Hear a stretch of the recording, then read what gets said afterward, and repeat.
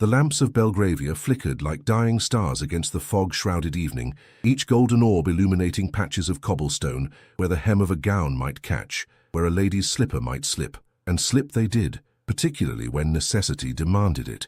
Eleanor Whitby clutched her reticule with white-knuckled fingers, the modest blue ribbon at her wrist fluttering like a captured bird's wing as she quickened her pace. The season's final ball had emptied moments earlier, releasing its glittering occupants into the night air. Yet while others departed with laughter and linked arms, Eleanor walked alone, her spine rigid with the particular alertness of prey. "Miss Whitby," the voice cut through the night air like a blade, smooth, cultured, and laced with something that made her skin prickle beneath her gloves. "Surely you don't intend to depart without proper accompaniment. The hour grows late, and London streets harbour all manner of inconveniences." Lord Halvern emerged from the shadows, golden hair catching the lamplight, his blue eyes glinting with practiced concern that never quite reached their icy depths. 3 of his companions materialized behind him, gentlemen in name only, their cravats slightly loosened, their smiles indistinguishable from sneers. "I require no escort, my lord," Eleanor replied, her voice steady despite the flutter of her pulse. "My aunt's carriage awaits at the corner." A lie. Lady Mortimer had departed an hour prior, leaving her goddaughter to secure a hackney, an arrangement that had seemed prudent until this moment. "Come now," Halvern said, drawing closer. "We were discussing you just this evening. Your name arose in the most fascinating of contexts." His fingers brushed his waistcoat, where she knew he kept a small book bound in red leather, the notorious record of conquests and wagers that had ruined more than one young woman's prospects.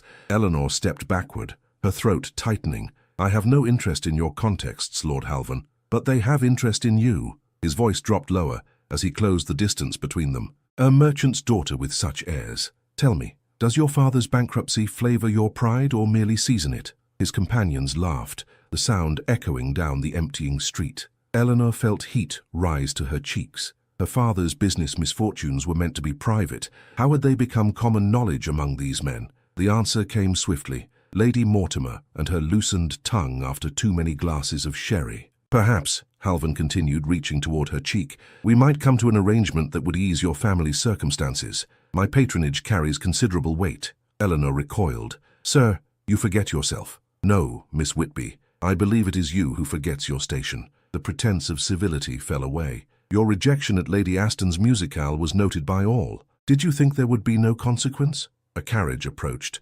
grand, gleaming with a ducal crest emblazoned on its door. The wheels slowed as it neared the small tableau on the street corner. Within that suspended moment, Eleanor made her calculation. Scandal now or ruin later. With practiced grace, she allowed her ankle to twist, her body to sway, and finally to collapse upon the pavement with a soft cry of distress. Her fall was neither too dramatic nor too subtle, a perfect simulacrum of a lady's misstep, and it placed her directly in the sightline of whoever occupied the approaching carriage. "Miss Whitby!" Halvern exclaimed, all solicitousness now that they had witnesses. He knelt beside her, his hand reaching not to help but to claim.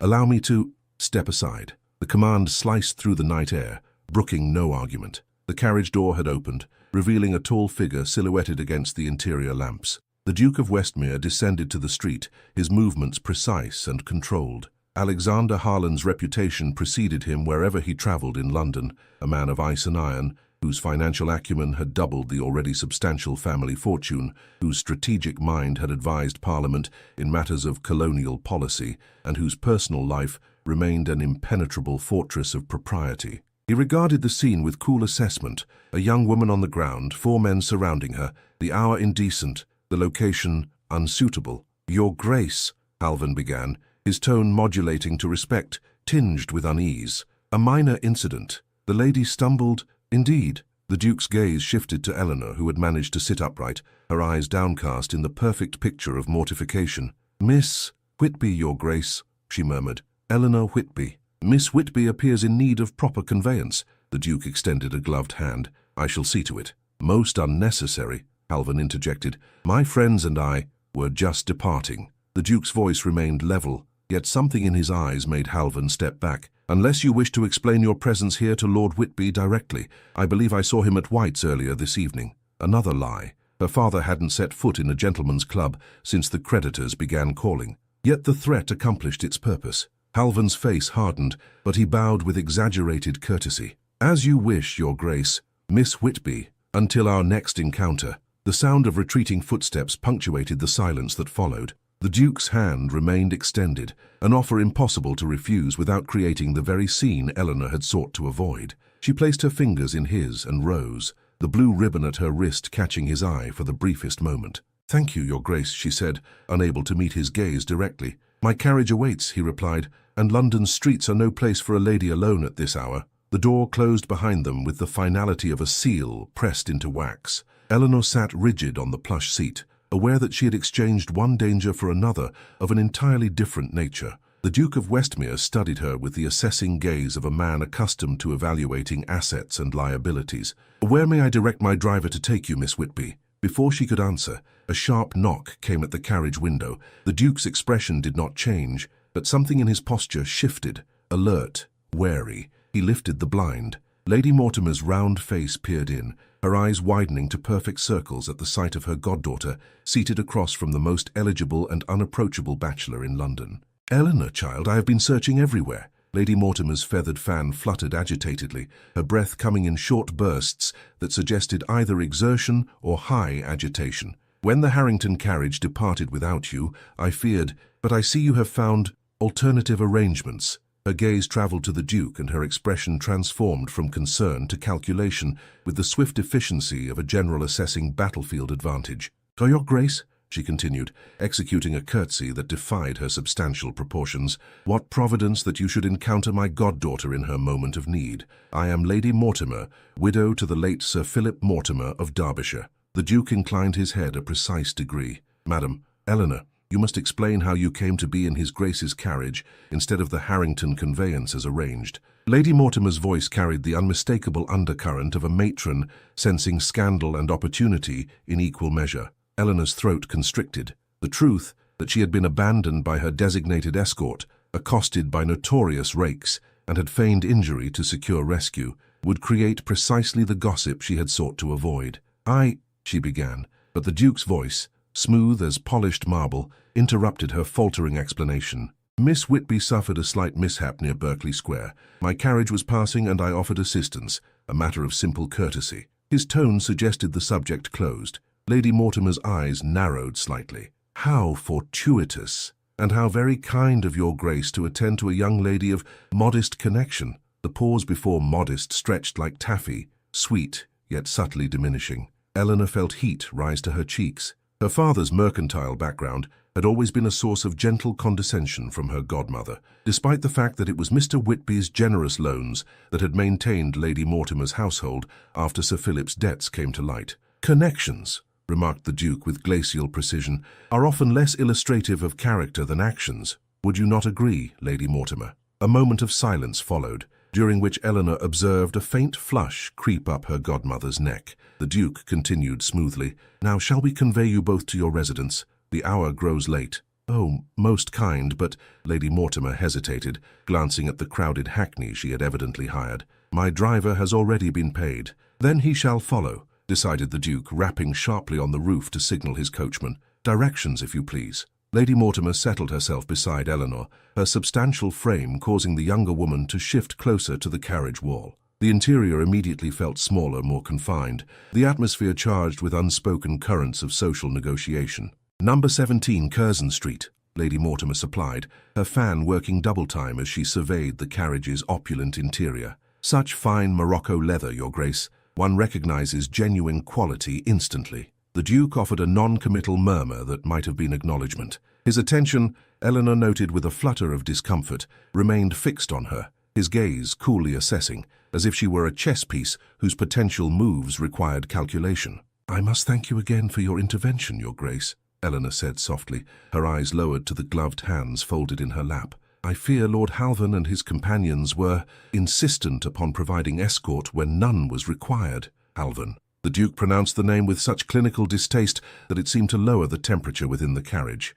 "You are acquainted?" "Only in passing," Eleanor replied, though in truth she had spent the entire season avoiding Halvan's increasingly predatory attentions. "We share few social circles." "Yet he addressed you with familiarity." It was not a question but an observation, precise and cutting. Lady Mortimer interjected with practiced brightness. "Lord Halvan has shown marked interest in several young ladies this season." His mother, the Countess, speaks highly of his imminent selection of a bride. She patted Eleanor's hand, though of course my goddaughter's modest dowry places her somewhat beyond such lofty considerations. The carriage hit a rough patch of cobblestone, causing Lady Mortimer to clutch at the leather strap. Eleanor maintained her balance with the practiced poise of one accustomed to navigating uneven terrain, both literal and social. Dowries, observed the Duke, like connections, reveal little about substance. A weighted silence followed, broken only by the rhythmic clop of hooves against stone. Eleanor dared a glance upward and found the Duke's gaze still upon her, his expression unreadable yet somehow more alert than his reputation for cold indifference would suggest.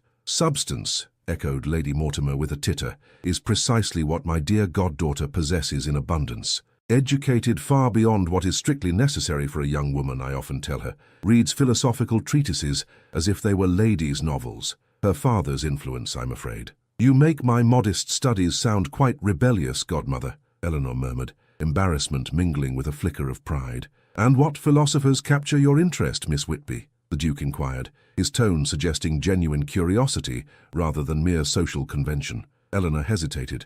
Ladies were not meant to display intellectual pursuits too prominently. It was considered unseemly, a deterrent to marital prospects. Yet something in the Duke's direct gaze compelled honesty.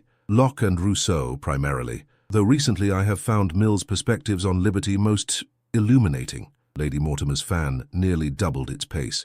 "Eleanor, such serious topics are hardly appropriate for light conversation."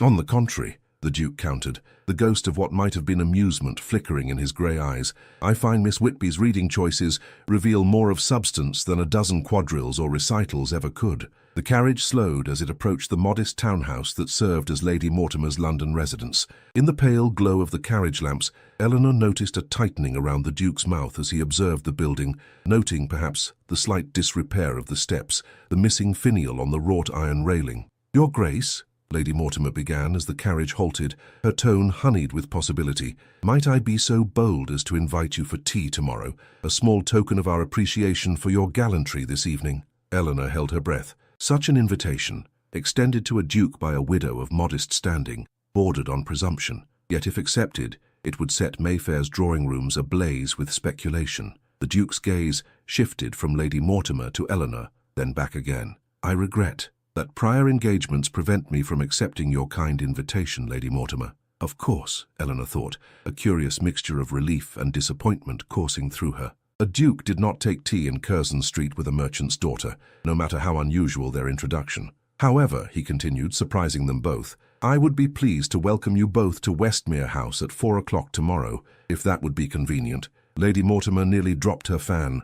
"Westmere House, Your Grace, we would be honoured beyond words." "Miss Whitby?" The Duke addressed Eleanor directly, awaiting her response rather than accepting her godmother's enthusiastic assent as sufficient. "You are most kind, Your Grace," she replied, uncertain why he would extend such an invitation, yet unable to refuse. 4 o'clock would be most convenient." The carriage door opened, the footman extending his arm to assist their descent. As Eleanor stepped down, the blue ribbon at her wrist caught momentarily on the carriage door. The Duke, observing this, reached out with gloved fingers to carefully disentangle the silken strand. "Until tomorrow, Miss Whitby," he said quietly, his voice pitched for her ears alone. "I believe we have matters of substance to discuss." The carriage door closed before she could respond.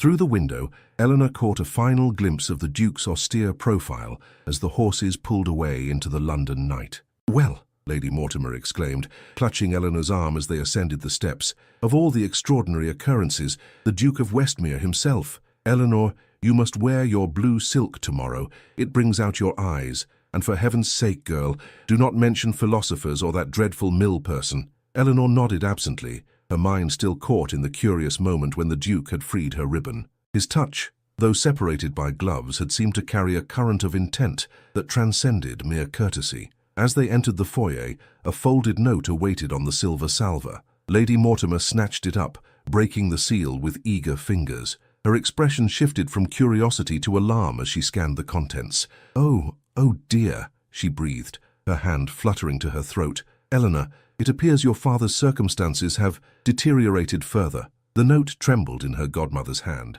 the candle's flame casting long shadows across the paper's surface, shadows that seemed to reach toward Eleanor like grasping fingers. The morning light filtered through the thinning curtains of Eleanor's bedchamber, illuminating dust motes that danced like diminutive courtiers above the faded Turkish carpet. She sat at her small writing desk, her father's letter spread before her, each line of his cramped handwriting a fresh wound upon her heart. Creditors most insistent, Halvan's interference with potential investors, banknotes called in prematurely, must consider offers of marriage, however modest. Eleanor pressed her fingertips against her closed eyelids, willing away the pressure building behind them. Tears were a luxury she could ill afford this morning. She had awoken before dawn to prepare her blue silk dress, the one Lady Mortimer insisted would bring out her eyes, steaming out wrinkles and mending a small tear in the hem, with stitches so fine they disappeared into the fabric. A soft knock preceded her godmother's entry. Lady Mortimer, already corseted and coiffed despite the early hour, surveyed the room with poorly concealed dismay. "I've brought you this," she announced, holding forth a small porcelain pot. "Rose pomade for your lips." The Duchess of Westmere, the Duke's mother, God rest her soul, was particularly fond of this shade. It suggests modesty, yet draws the eye. Eleanor accepted the pot with murmured thanks, though the idea of drawing the eye of the Duke of Westmere sent an uncomfortable flutter through her chest. Last night's charade had been born of necessity. Today's visit to Westmere House was something altogether different, a social obligation created by her deception. "Lady Mortimer," she began carefully, "I fear we may be constructing a castle upon sand. The Duke's invitation was mere courtesy after an awkward encounter. We should not attribute undue significance." "Nonsense," her godmother interrupted, bustling to the wardrobe to inspect Eleanor's modest collection of accessories. "A duke does not invite merchants' daughters to his private residence as a mere courtesy. There is intent behind it, mark my words." Her eyes narrowed as she selected a pair of gloves. "Besides, you've read your father's letter. Your circumstances grow dire. A favorable connection, even a distant one, to Westmere could change everything." Eleanor's shoulders stiffened. "I will not use the Duke's kindness to advance our financial situation." "Such pride," Lady Mortimer exclaimed, though not unkindly. "My dear, the world runs on exchange of advantage. Your youth and beauty, his wealth and title, commerce of the most ancient and respectable sort. I am not merchandise to be bartered," Eleanor replied, her voice quiet yet firm as she folded her father's letter and placed it in her desk drawer. Lady Mortimer sighed, settling her substantial frame on the edge of the narrow bed. "No, child. You are a woman in a world that offers precious few paths to security. I merely suggest you keep your eyes open to possibility." The morning passed in preparations that felt oddly ceremonial. Eleanor's hair was arranged and rearranged.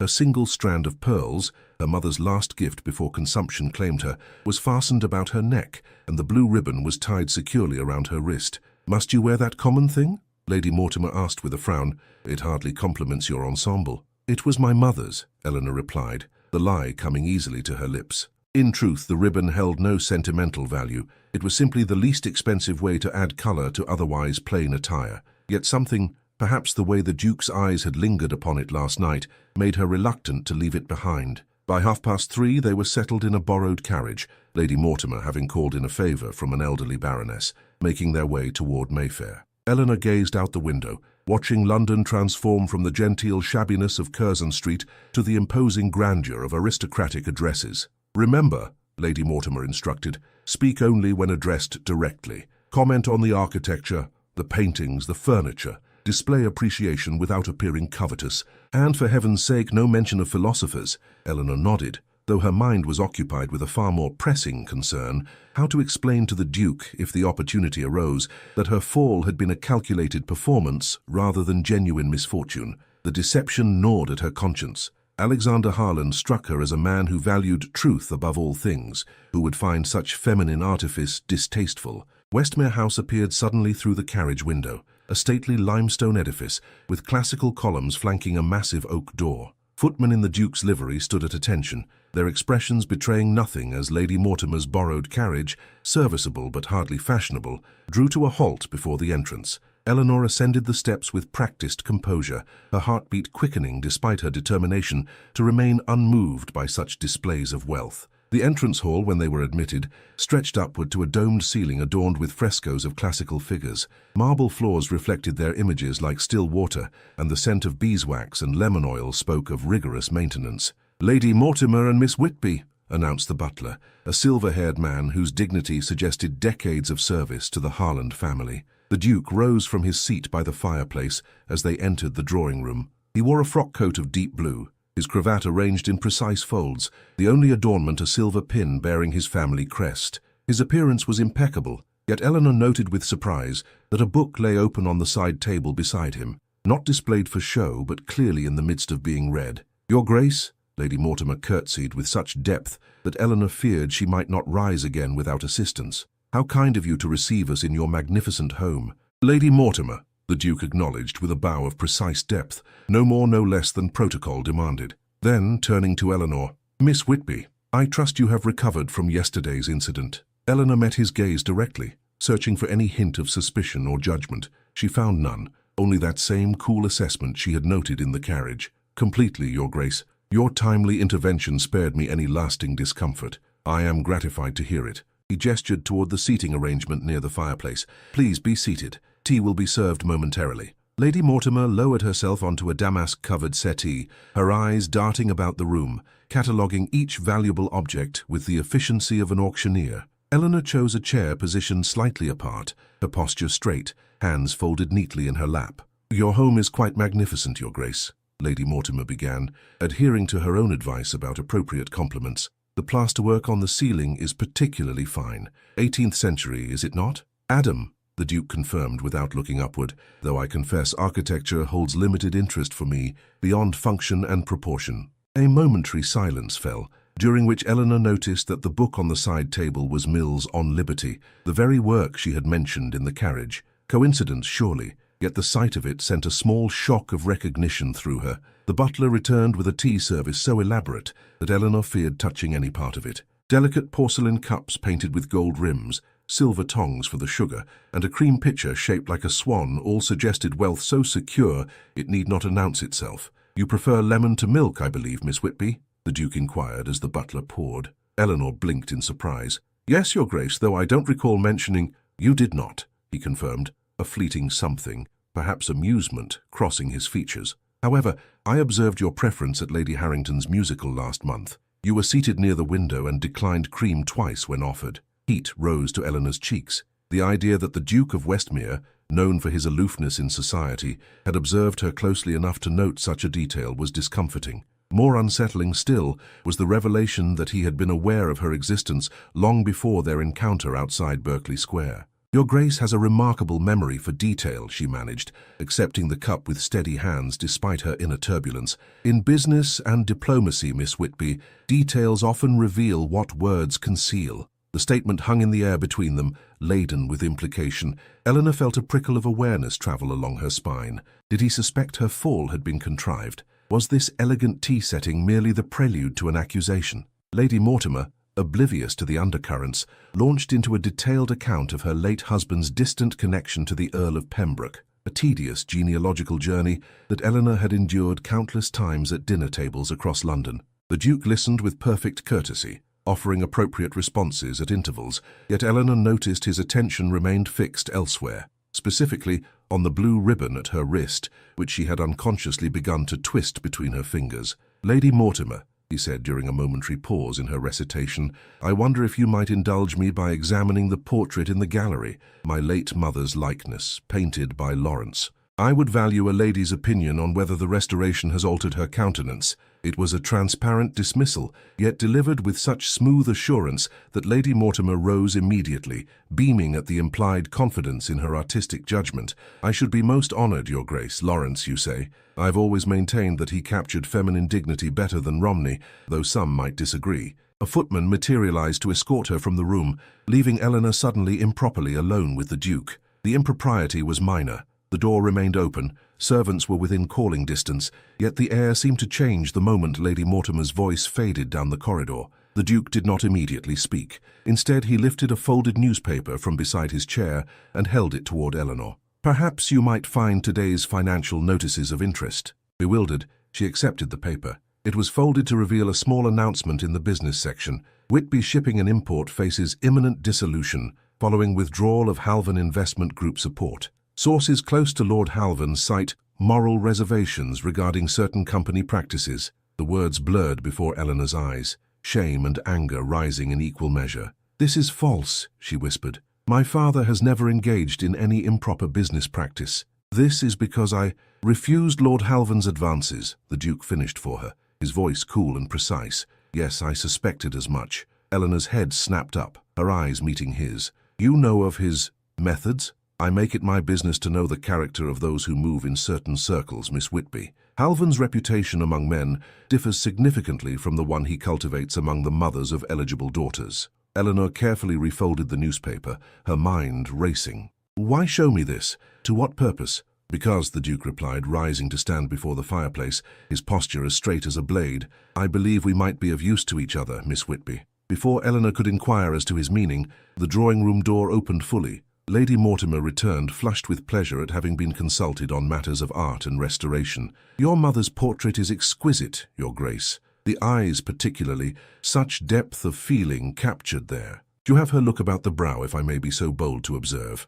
The Duke inclined his head in acknowledgement. The moment of private conversation closed as definitively as if a key had turned in a lock. The remainder of the visit proceeded according to the strictest dictates of propriety. Tea was consumed, polite topics discussed, the appropriate duration observed. As they prepared to depart, the Duke addressed Lady Mortimer. I would be honoured if you and Miss Whitby would attend the small gathering I am hosting this Friday evening. A musical recital, followed by light refreshment. Nothing elaborate, merely 20 or so particular acquaintances. Lady Mortimer nearly vibrated with excitement. We should be delighted, Your Grace. Absolutely delighted. Eleanor, still unsettled by the newspaper and the Duke's cryptic remark, managed a polite acceptance, though her mind whirled with questions and apprehensions. At the door, as they prepared to descend to their waiting carriage, the Duke spoke quietly, his words meant for Eleanor alone. The blue ribbon becomes you, Miss Whitby. I suggest you wear it again on Friday. Before she could respond, he had stepped back, the proper distance restored between them. Yet as the carriage pulled away from Westmere House, Eleanor could not shake the sensation that some invisible thread now connected her to the Duke, a thread as delicate yet binding as the ribbon around her wrist. From an upper window, a curtain fell back into place, concealing the observer who had watched their departure with calculating eyes. 3 days passed in a blur of feverish preparation. Lady Mortimer, energized beyond her usual capabilities, ransacked her connections for intelligence about the Duke's musical gathering. Who would attend, what level of formality to expect, whether the musicians were of note. Meanwhile, Eleanor's blue silk dress underwent further transformation, with borrowed lace carefully stitched at the collar and sleeves to refresh its appearance. The Countess of Harcourt will be there, Lady Mortimer announced, bustling into Eleanor's room with a letter clutched in her plump fingers. And Lord and Lady Pembroke. Eleanor, do you comprehend the significance? This is not merely a musical evening, it is an introduction to the highest echelon of society. Eleanor, who sat mending a small tear in her evening gloves, glanced up briefly. I comprehend that we are being shown peculiar favour, godmother.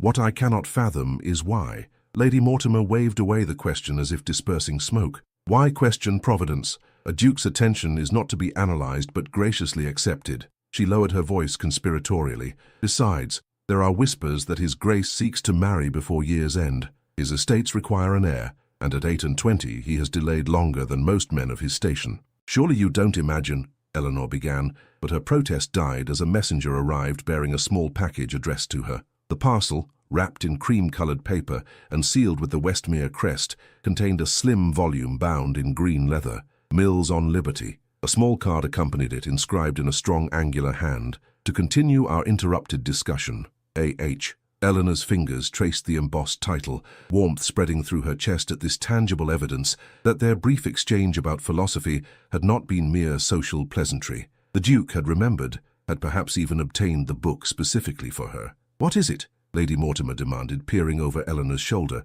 Oh, a book. How unusual. Her disappointment was palpable. Well, I suppose even dukes may have their eccentricities. Put it away now, dear. We must discuss which jewels to borrow from Mrs. Harrington for Friday. The following morning brought news that cast a shadow over their preparations. Eleanor's father wrote that Lord Halvern had blocked yet another potential investor, this time claiming that Whitby Shipping employed questionable practices in its Baltic routes. It was a fabrication, of course, but mud thrown often leaves a stain, regardless of its foundation in truth. If only we knew someone with influence in financial circles, Lady Mortimer lamented, unaware of the irony in her statement, given their recent acquaintance. Perhaps Sir William might be persuaded. Eleanor, who had spent the night reading Mill by candlelight, closed the book with quiet determination. "Perhaps," she said carefully, "our new connection might yield insight." Lady Mortimer's eyes widened. "Eleanor, one does not importune a duke with merchant matters." "One does not," Eleanor agreed,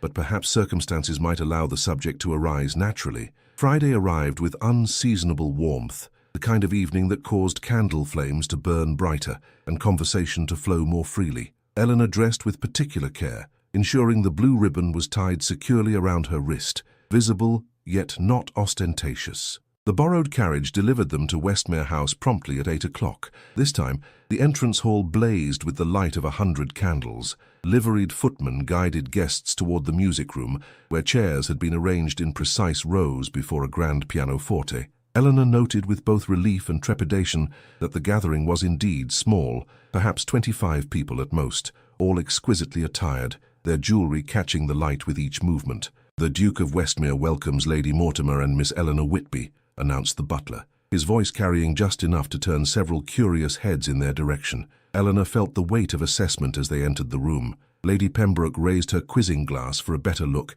The Countess of Harcourt leaned to whisper something to her companion. She steeled herself against their scrutiny, keeping her posture erect and her expression composed. The Duke materialized beside them, as if conjured by the announcement. "Lady Mortimer, Miss Whitby," he greeted them with formal correctness. "You are most welcome." "Your Grace," Lady Mortimer gushed, her curtsy so deep that her knees audibly creaked. "Such a magnificent assembly. We are honored beyond words to be included." Eleanor offered a more restrained curtsy, her eyes meeting the Duke's briefly. "Thank you for the book, Your Grace," she said quietly. "It has provided most stimulating reflection." Something flickered in his grey eyes, approval perhaps, or simple acknowledgement. "I am gratified to hear it. We shall discuss your impressions after the performance." His gaze dropped momentarily to the blue ribbon at her wrist, and the corner of his mouth lifted in the ghost of a smile. "You chose well." Before she could respond, a commotion at the entrance drew their attention. Lord Halvan strode in,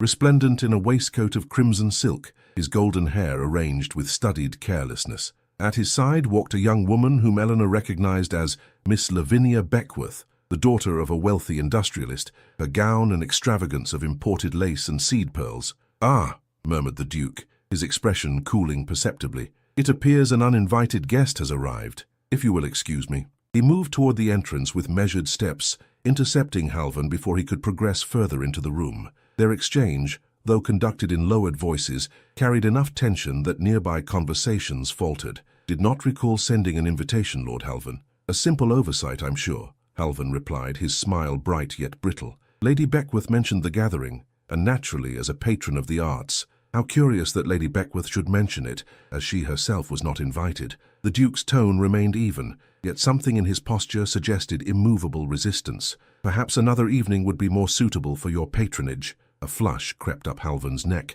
staining his fair complexion with anger. "Come now, Westmere. Surely there's room for old-school friends. Or has your recent interest in merchant affairs clouded your recollection of proper society?" His gaze slid meaningfully toward Eleanor, who felt the weight of every eye in the room suddenly upon her. The whispers began immediately, subtle, behind fans and gloved hands, yet unmistakable in their cruel curiosity. The Duke did not rise to the bait. Instead, he signaled to his butler, who approached with the silent efficiency of long service. "Lord Halvan finds himself at the wrong engagement," he said, his voice pitched to carry just far enough. "Please see him out." "You'll regret this discourtesy, Westmere," Halvan hissed, abandoning pretense. "Certain business matters of mutual acquaintance might suffer for it." "I doubt it," the Duke replied with Arctic composure. "Now you may depart with dignity intact, or you may be escorted. The choice is yours." For a moment, it seemed Halvan might choose confrontation. His hand twitched toward his waistcoat, toward the small red book, Eleanor realized with a jolt of horror,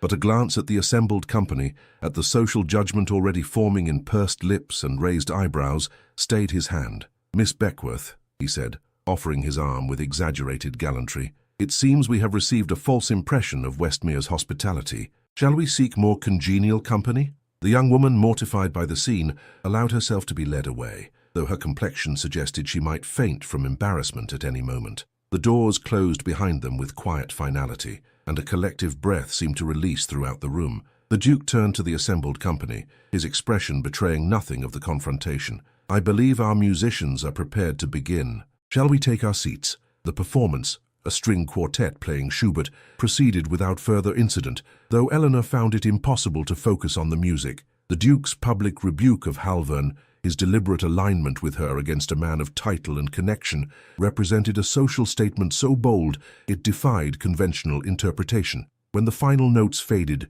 and polite applause filled the room, Eleanor felt rather than saw Lady Mortimer lean close. "Do you see how he defended your honor?" her godmother whispered excitedly. "Oh, my dear, this exceeds my most hopeful expectations." Eleanor had no opportunity to respond, but the Duke himself approached, offering his arm with formal correctness. "Miss Whitby, might I show you the painting we discussed earlier? It hangs in the adjoining gallery." No such discussion had occurred, of course, yet refusing would create more gossip than accepting. Eleanor placed her fingers lightly upon his sleeve, acutely aware of the eyes that followed their progress from the music room. The gallery, when they entered it, was empty of guests, but filled with ancestral portraits, stern-faced men, and serene women in the attire of previous centuries, all bearing some resemblance to the man beside her. "I apologize for the theatrics," the Duke said, when they were beyond immediate earshot of the other guests. "But I wish to speak with you privately about a matter of some urgency. Concerning Lord Halvern," Eleanor surmised, her voice steady despite the fluttering of her pulse. "Yes." The Duke's expression hardened. "I have learned that he intends to publish certain insinuations about your father's business practices in tomorrow's financial papers. Allegations that, while baseless, could cause irreparable damage." Eleanor's breath caught. "Can nothing be done to prevent it?" "That," said the Duke, his grey eyes intent upon her face, "depends on how much you are willing to risk, Miss Whitby." Before she could inquire as to his meaning, the gallery door opened. Lady Mortimer entered, her face a study in conflicting emotions, propriety warring with the desire not to interrupt what might be a significant exchange. "Ah, there you are," she exclaimed with forced brightness. "The Countess was just asking about you, Eleanor dear. Something about your lovely ribbon." The moment shattered like fine crystal dropped upon marble. The Duke's expression resumed its usual mask of polite detachment, yet his parting words, spoken quietly as they rejoined the gathering, settled in Eleanor's mind like a stone tossed into still water. "Consider carefully, Miss Whitby. By this time tomorrow, certain decisions must be made." As they departed Westmere House later that evening, a note was pressed into Eleanor's hand by a footman. The message, written in that same strong angular script, contained just 5 words: "The Fall, Berkeley Square, noon." Morning dawned grey and oppressive, the air hanging heavy with impending rain as Eleanor dressed with particular care. She selected her most respectable walking dress, dove grey with modest trim, and secured her hair in a style that suggested neither excessive effort nor neglect. The blue ribbon, now laden with unspoken significance, she tied around her wrist with hands that trembled only slightly. "You cannot possibly be considering this meeting," Lady Mortimer protested when Eleanor announced her intention to visit Berkeley Square at midday. "A young woman alone meeting a gentleman without proper chaperone. It borders on scandalous." "The note specified the Fall, godmother," Eleanor replied, adjusting her bonnet before the looking-glass. "It is a coffee house on the north side of the square, perfectly public and respectable. Many ladies take refreshment there." "Ladies accompanied by suitable companions," Lady Mortimer countered, her plump hands fluttering in agitation. "At the very least, allow me to accompany you." Eleanor hesitated. The Duke's message had implied discretion, yet appearing entirely alone might indeed provoke unnecessary gossip. "Very well," she conceded, "but I ask that you allow us some privacy for conversation. The matter concerns my father's business affairs." Lady Mortimer's expression shifted from concern to calculation. "Business affairs? Eleanor, surely you don't intend to importune his grace with merchant matters. It would be the height of impropriety. More improper than allowing my father to be ruined by false allegations," Eleanor countered, a rare edge entering her voice. "I believe the Duke himself introduced the subject, godmother. I merely respond to his initiative." The carriage deposited them at Berkeley Square precisely at noon. The Fall proved to be an elegant establishment with large windows overlooking the square's central garden, its interior appointed with comfortable chairs and small tables set discreetly apart. A handful of patrons, mostly gentlemen perusing newspapers or engaged in quiet conversation, occupied perhaps a third of the available space. The Duke was already present, seated at a table toward the rear, a cup of coffee and an untouched plate of biscuits before him. He rose as they approached, his expression betraying nothing of his thoughts as he executed a precise bow. "Lady Mortimer, Miss Whitby, I am gratified by your punctuality." "Your Grace," Lady Mortimer responded, her curtsy hindered somewhat by the confines between tables. "Such an unexpected pleasure to encounter you here. Eleanor and I often take refreshment at this establishment, do we not, dear?" The lie was transparent. They had never set foot in the Fall before today, yet social convention required its acceptance. The Duke merely inclined his head and signalled to a hovering server. "Perhaps, Lady Mortimer, you might enjoy the window seat.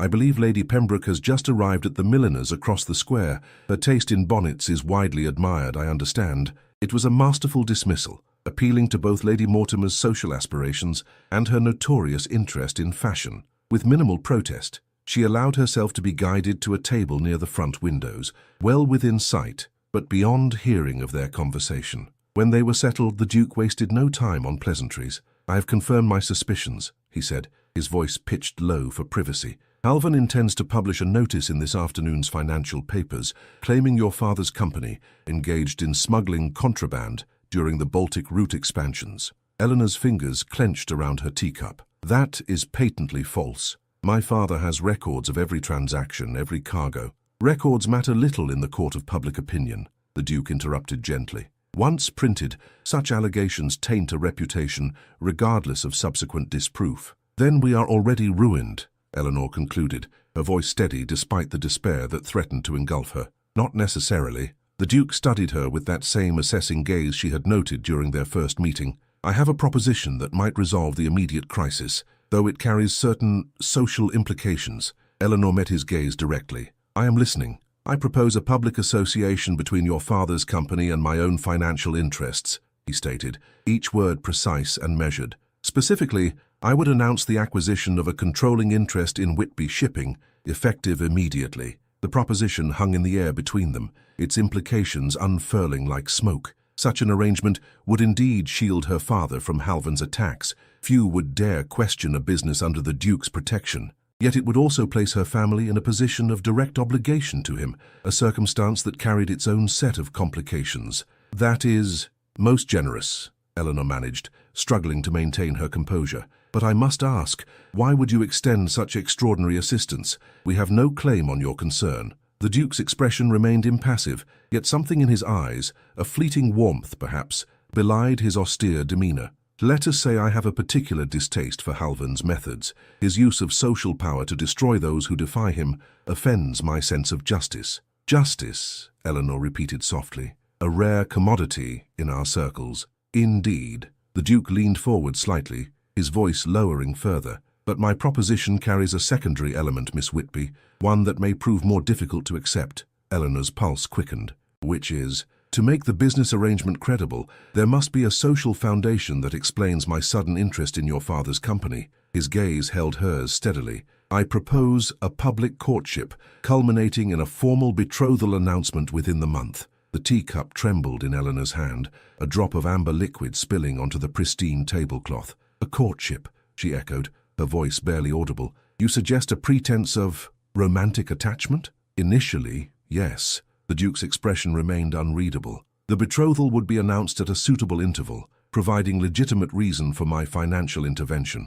After an appropriate period, perhaps 6 months, the engagement could be amicably dissolved." Citing irreconcilable differences of temperament, Eleanor struggled to order her thoughts, which seemed to scatter like leaves in a sudden gale. The proposition was at once outrageous and tempting, a solution to her family's immediate crisis, yet one that required sustained deception on a scale she had scarcely contemplated. "My reputation would be compromised by such a dissolution," she noted, thinking aloud rather than objecting. "Not irreparably," the Duke countered. "I would ensure settlement of a substantial dowry as compensation for the broken engagement, sufficient to attract other suitable offers despite the circumstances." The calculation in his words should have chilled her. Instead, Eleanor found herself impressed by the thoroughness of his consideration. He had anticipated every consequence, planned for every contingency, as if arranging a complex business merger, which, she supposed, was precisely what he proposed. "And in exchange for this arrangement," she asked, meeting his gaze directly,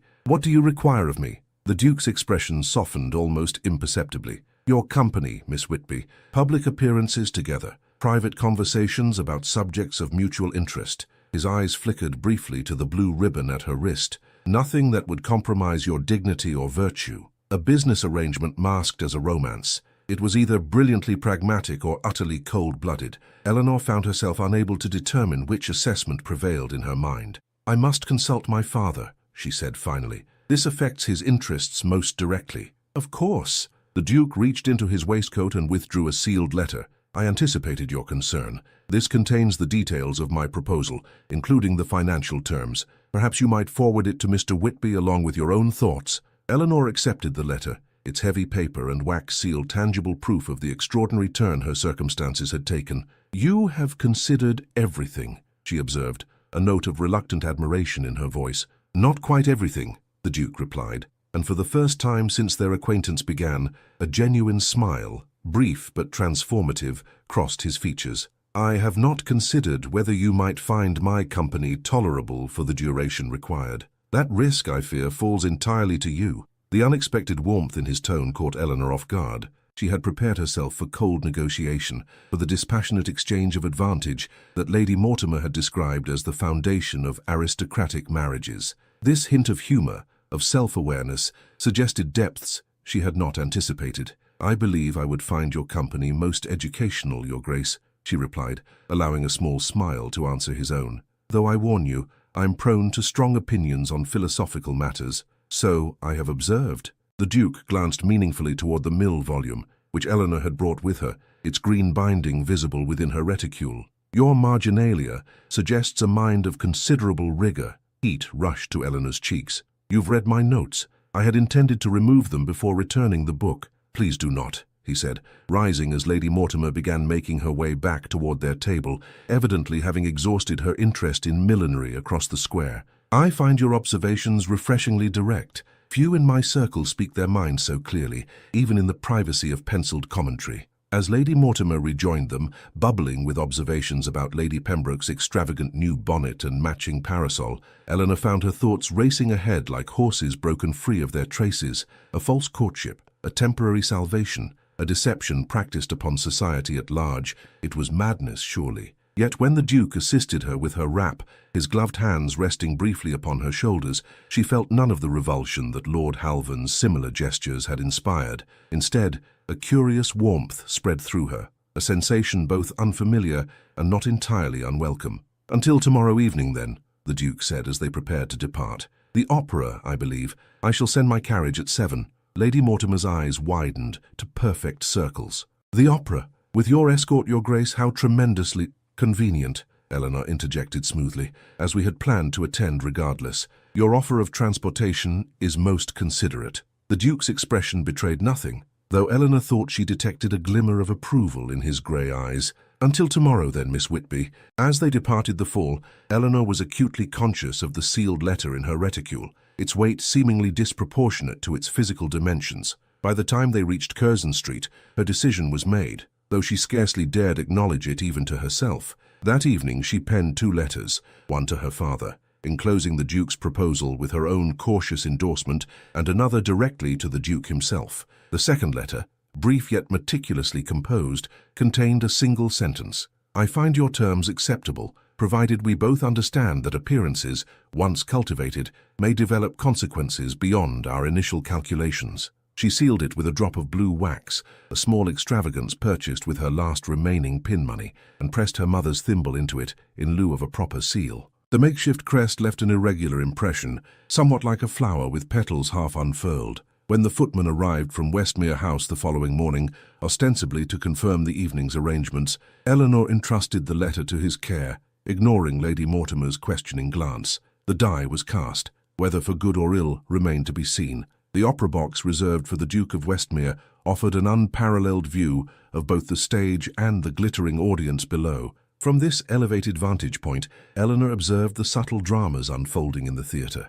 Ladies assessing one another's gowns with calculating eyes, gentlemen exchanging meaningful glances across the divide of social circles, and, most pertinently, the ripple of speculation that followed her entrance on the Duke's arm. "They are watching," she murmured, adjusting her modest pearl earrings. Another loan from Mrs. Harrington, who had been beside herself with curiosity about Eleanor's sudden elevation in social standing. "Indeed," the Duke replied, his attention seemingly fixed on the stage where the orchestra was tuning their instruments. Lady Pembroke has employed her opera glasses 3 times in our direction, and the Dowager Countess appears on the verge of apoplexy. Despite her nerves, Eleanor found herself suppressing a smile. Is that triumph I detect in your tone, Your Grace? Satisfaction, perhaps? His gaze shifted to her face, assessing as always, yet with a warmth that had grown more pronounced in recent days. You wear the role of Duchess in contemplation, most convincingly. Eleanor felt heat rise to her cheeks. The week following their conversation at the Fall had unfolded with the precision of a military campaign. The Duke had escorted her to a succession of carefully selected social engagements, a lecture at the Royal Society, an exhibition of botanical paintings, and an intimate dinner at the home of Lady Ashburton, a widow of impeccable reputation whose approval carried significant weight in certain circles. Each appearance had been calculated to present their growing attachment as both intellectually compatible and socially appropriate. The Duke had been attentive without impropriety, solicitous without ostentation. For her part, Eleanor had navigated the treacherous waters of aristocratic curiosity with newfound confidence, bolstered by the knowledge that, for the first time in her adult life, she stood on ground that could not be easily eroded by malicious gossip.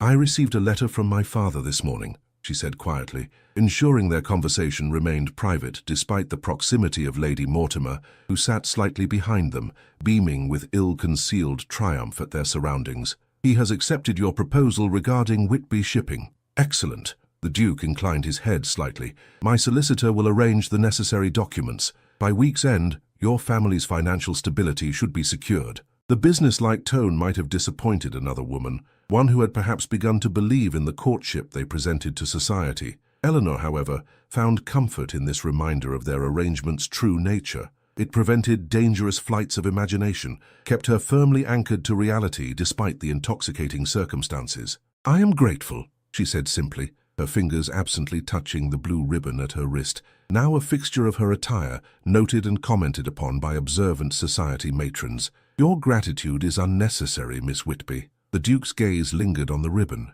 We enter a mutually advantageous arrangement, nothing more. Yet even as he spoke these cooling words, his hand moved to cover hers where it rested on the balustrade of the box, a gesture visible to the curious eyes below, intimate enough to fuel speculation, yet proper enough to avoid scandal. The performance began. Donizetti's Lucia di Lammermoor, a tragic tale of love destroyed by familial interference and social ambition. Eleanor found herself drawn into the music, despite her preoccupation, the soaring arias speaking to emotions she scarcely dared acknowledge. During the interval, the Duke excused himself briefly to speak with an acquaintance, leaving Eleanor and Lady Mortimer alone in the box. Her godmother immediately leaned forward, her voice a barely controlled whisper of excitement. My dear, you have managed beyond my wildest expectations. The way he looks at you, so possessive, so attentive. The Countess of Harcourt stopped me specifically to inquire about your background. The Countess, Eleanor. Please, godmother, Eleanor murmured, discomfited by this assessment of their carefully choreographed interactions. Nothing is certain yet. Nonsense. Anyone with eyes can see the Duke is thoroughly captivated. Why, he barely takes his gaze from your face when you speak. Even at Lady Ashburton's dinner, She fell abruptly silent as the box door opened, admitting not the Duke but Lord Halvan, his golden hair gleaming in the lamplight, his expression a study in false congeniality. Miss Whitby, he said, executing a bow of precise depth, neither too respectful nor too dismissive. How fortuitous to find you momentarily unattended. Might I have a word?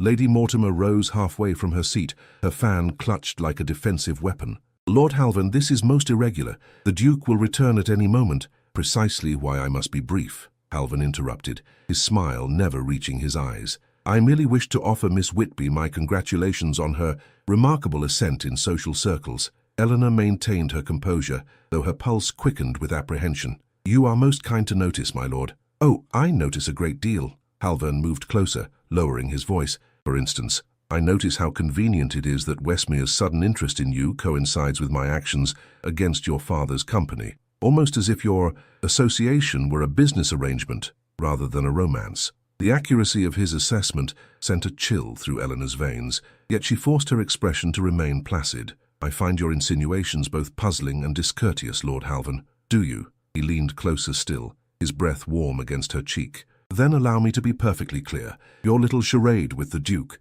this pretense of courtship, will end in your humiliation. Westmere does not marry merchant daughters, no matter how prettily they read philosophy or how conveniently they fall at his feet. Eleanor flinched at the reference to her staged fall, the deception that had initiated this extraordinary chain of events. Had Halvan somehow discerned the truth of that encounter, or was he merely firing arrows in the dark, hoping one might strike a vulnerable point? "Lord Halvan," she began, struggling to maintain her dignity. "I believe you should—" "I believe," interrupted a cool voice from the doorway, "that you are occupying my seat, Halvan." The Duke stood framed in the entrance to the box, his posture relaxed, yet somehow conveying barely leashed tension. His eyes, usually the color of polished steel, had darkened to storm-cloud grey. Halvan straightened, turning to face the newcomer with practiced nonchalance. "Westmere, just offering my congratulations to your protégée, though I wonder, does she know the fate of your previous attachments, Lady Caroline, for instance, or the widow Sinclair?"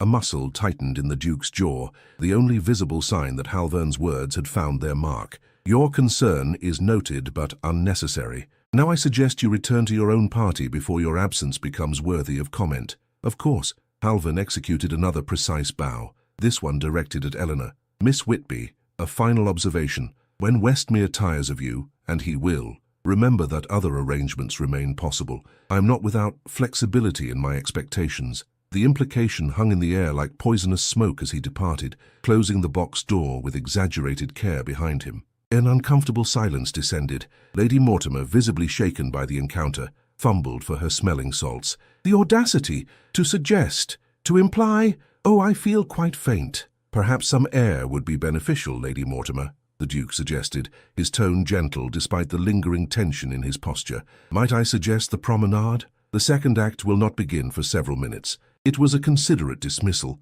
providing both privacy for their conversation and an opportunity for Lady Mortimer to recover her composure. With minimal protest, she allowed herself to be escorted from the box, leaving Eleanor and the Duke alone amid the soft glow of the oil lamps. "I must apologize for Halvan's intrusion," the Duke said when they were alone, resuming his seat beside Eleanor. His remarks were unconscionable. Eleanor's fingers twisted the blue ribbon at her wrist, a nervous habit she had developed in recent days. "He seemed to suggest knowledge of our arrangement." "Impossible." The Duke's tone brooked no argument. "The terms are known only to us and your father." "Then perhaps he simply deduced the likelihood of such an arrangement," Eleanor persisted. "It is, after all, a logical conclusion given the circumstances." The Duke studied her face, his expression softening almost imperceptibly. "Does it trouble you so deeply, the perception that our attachment might be founded on practical considerations rather than romantic sentiment?" The question caught Eleanor off guard. In truth, she had scarcely allowed herself to consider how their arrangement might appear to others,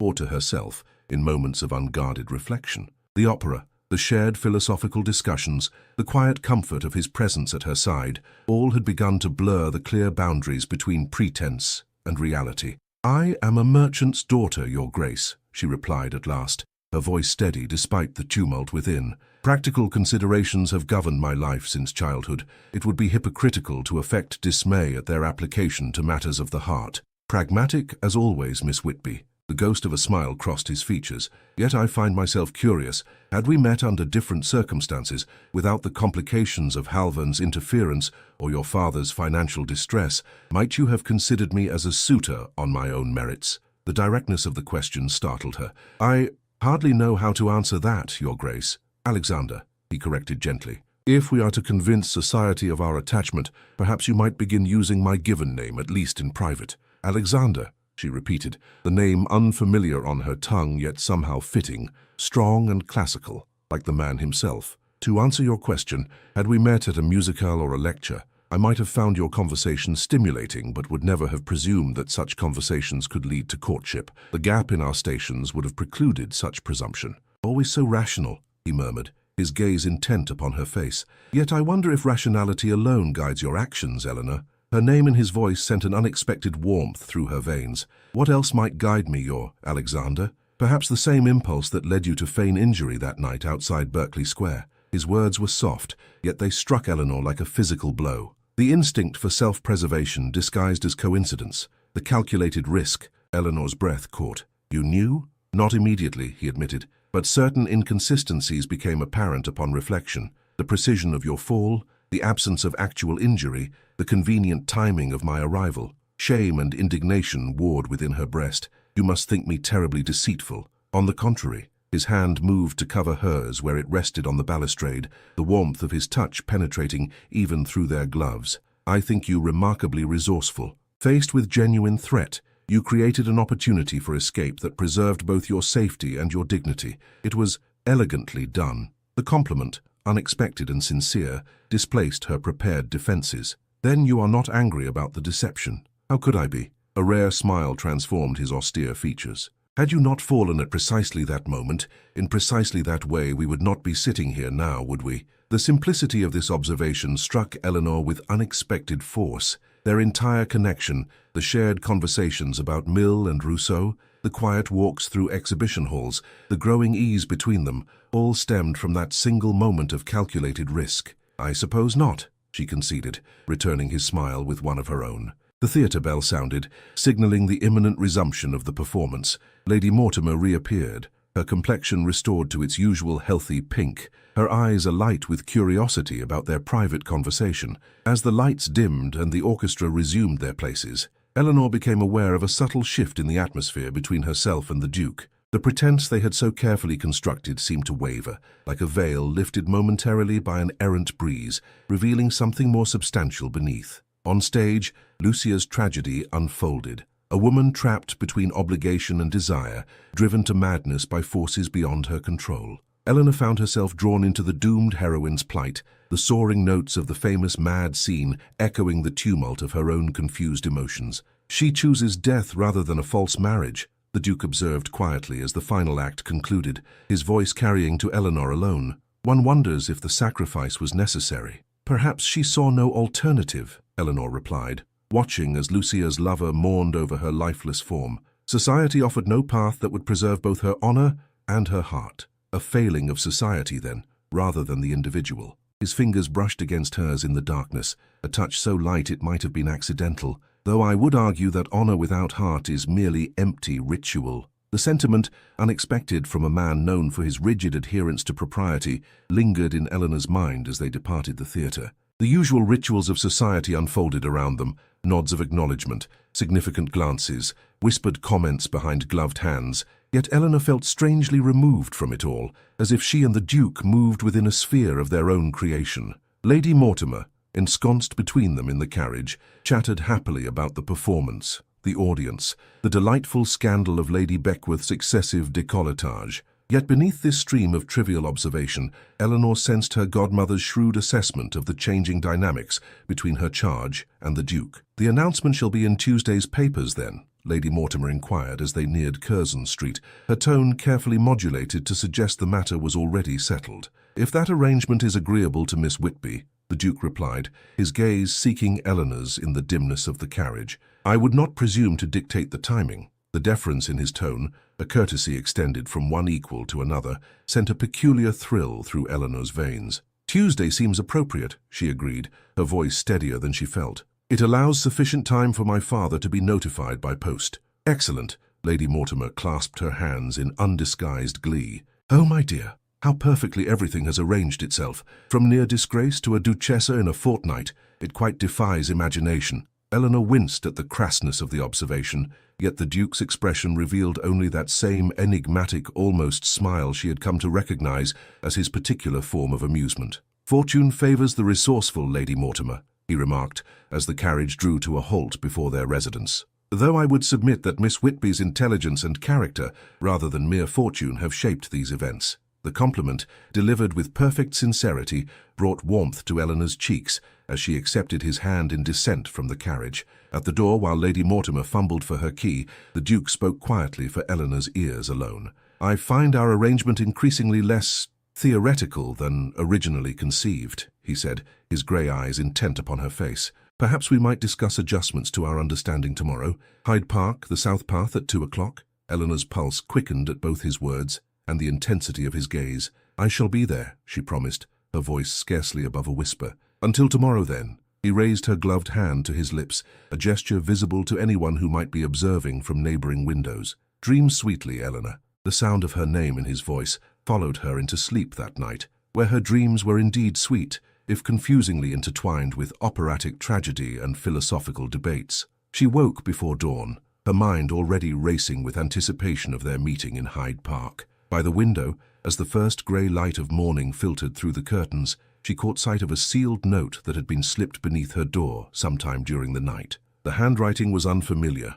angular and harsh, unlike the Duke's controlled script. The message inside contained just 3 lines. The Duke's interest expires with conquest. Ask him about Lady Caroline's child. Some arrangements are more binding than others. The note bore no signature, yet its author was unmistakable. Eleanor crushed the paper in her fist, her earlier serenity shattered by Halvern's poisonous insinuations. The reference to a child. Could there be truth in such a claim? Had the Duke concealed a previous connection, perhaps even an illegitimate offspring? She paced her small chamber as dawn brightened to full morning, torn between indignation at Halvern's interference and growing uncertainty about the man she had agreed to publicly align herself with. By noon, she had composed and discarded a dozen approaches to the subject, none seeming adequate to address such a delicate matter. As the clock struck 1, Eleanor dressed for her appointment in Hyde Park, securing the blue ribbon around her wrist with fingers that trembled slightly. Whatever truth lay behind Halvern's note, she would face it directly,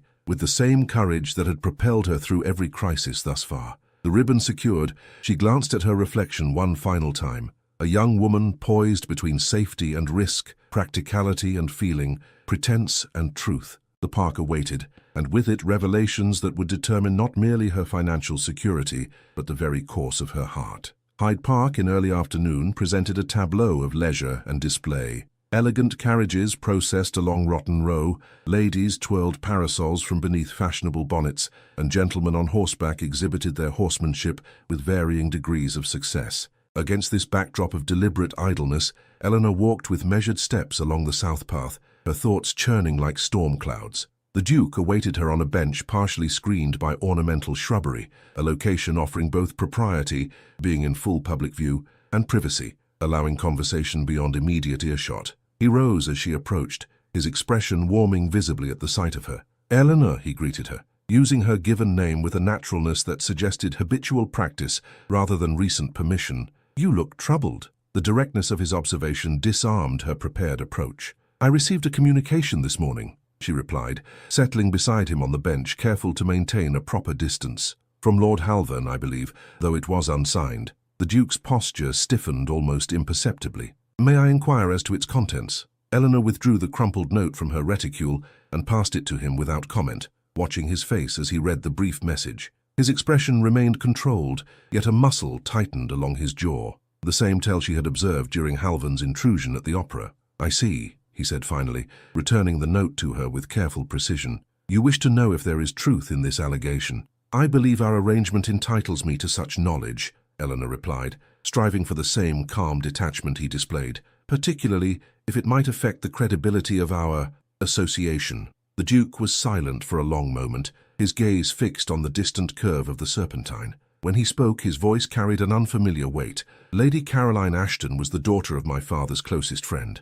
We were informally betrothed from childhood, an arrangement of family convenience rather than personal inclination." He paused, choosing his next words with evident care. "Before the formal announcement, she formed an attachment to another man, a cavalry officer without fortune or title. When she found herself with child, she turned to me for assistance." Eleanor's breath caught. "Did you?" "I arranged a cottage in Dorset, a modest income, and absolute discretion." His profile remained stoic, yet something in his voice softened. "She died in childbirth. The officer, unwilling to acknowledge the child, returned to his regiment. I have provided for the boy's care and education since." "You claimed him as your own?" Eleanor asked, struggling to reconcile this act of extraordinary generosity with the Duke's reputation for cold pragmatism. "No, that would have been a lie, and the boy deserves better than a foundation built on falsehood." He turned to face her directly. "He bears his mother's surname and knows me as a distant relation. He is now 10 years old, at school in Hampshire,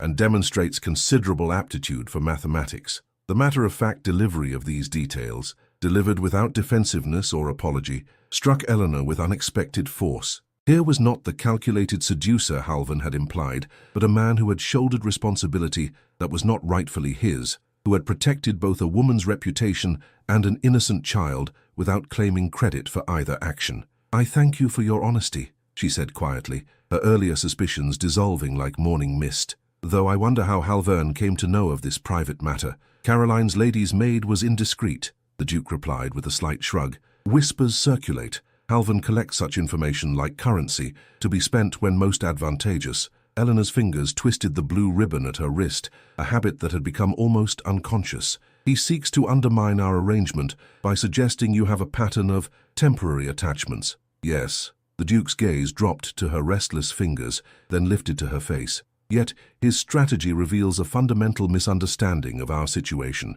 How so? He assumes our arrangement is purely transactional, that you are merely another in a succession of convenient associations. A smile, small but genuine, softened his austere features. He fails to recognize that circumstances change, as do intentions. The implication in his words sent warmth spreading through Eleanor's chest, despite the cool spring air. Are you suggesting our understanding requires revision? I believe it warrants discussion. The Duke gestured toward the path ahead. Shall we walk? Public promenading offers a curious blend of observation and privacy. They fell into step along the gravelled pathway, maintaining a proper distance, yet somehow creating an intimate sphere that excluded the fashionable world around them. Eleanor found herself acutely aware of his presence beside her, the precise rhythm of his stride, the subtle scent of sandalwood and starched linen, the occasional brush of his coat sleeve against her arm when the path narrowed. I have been reflecting on our original arrangement, he began after they had walked in companionable silence for several minutes.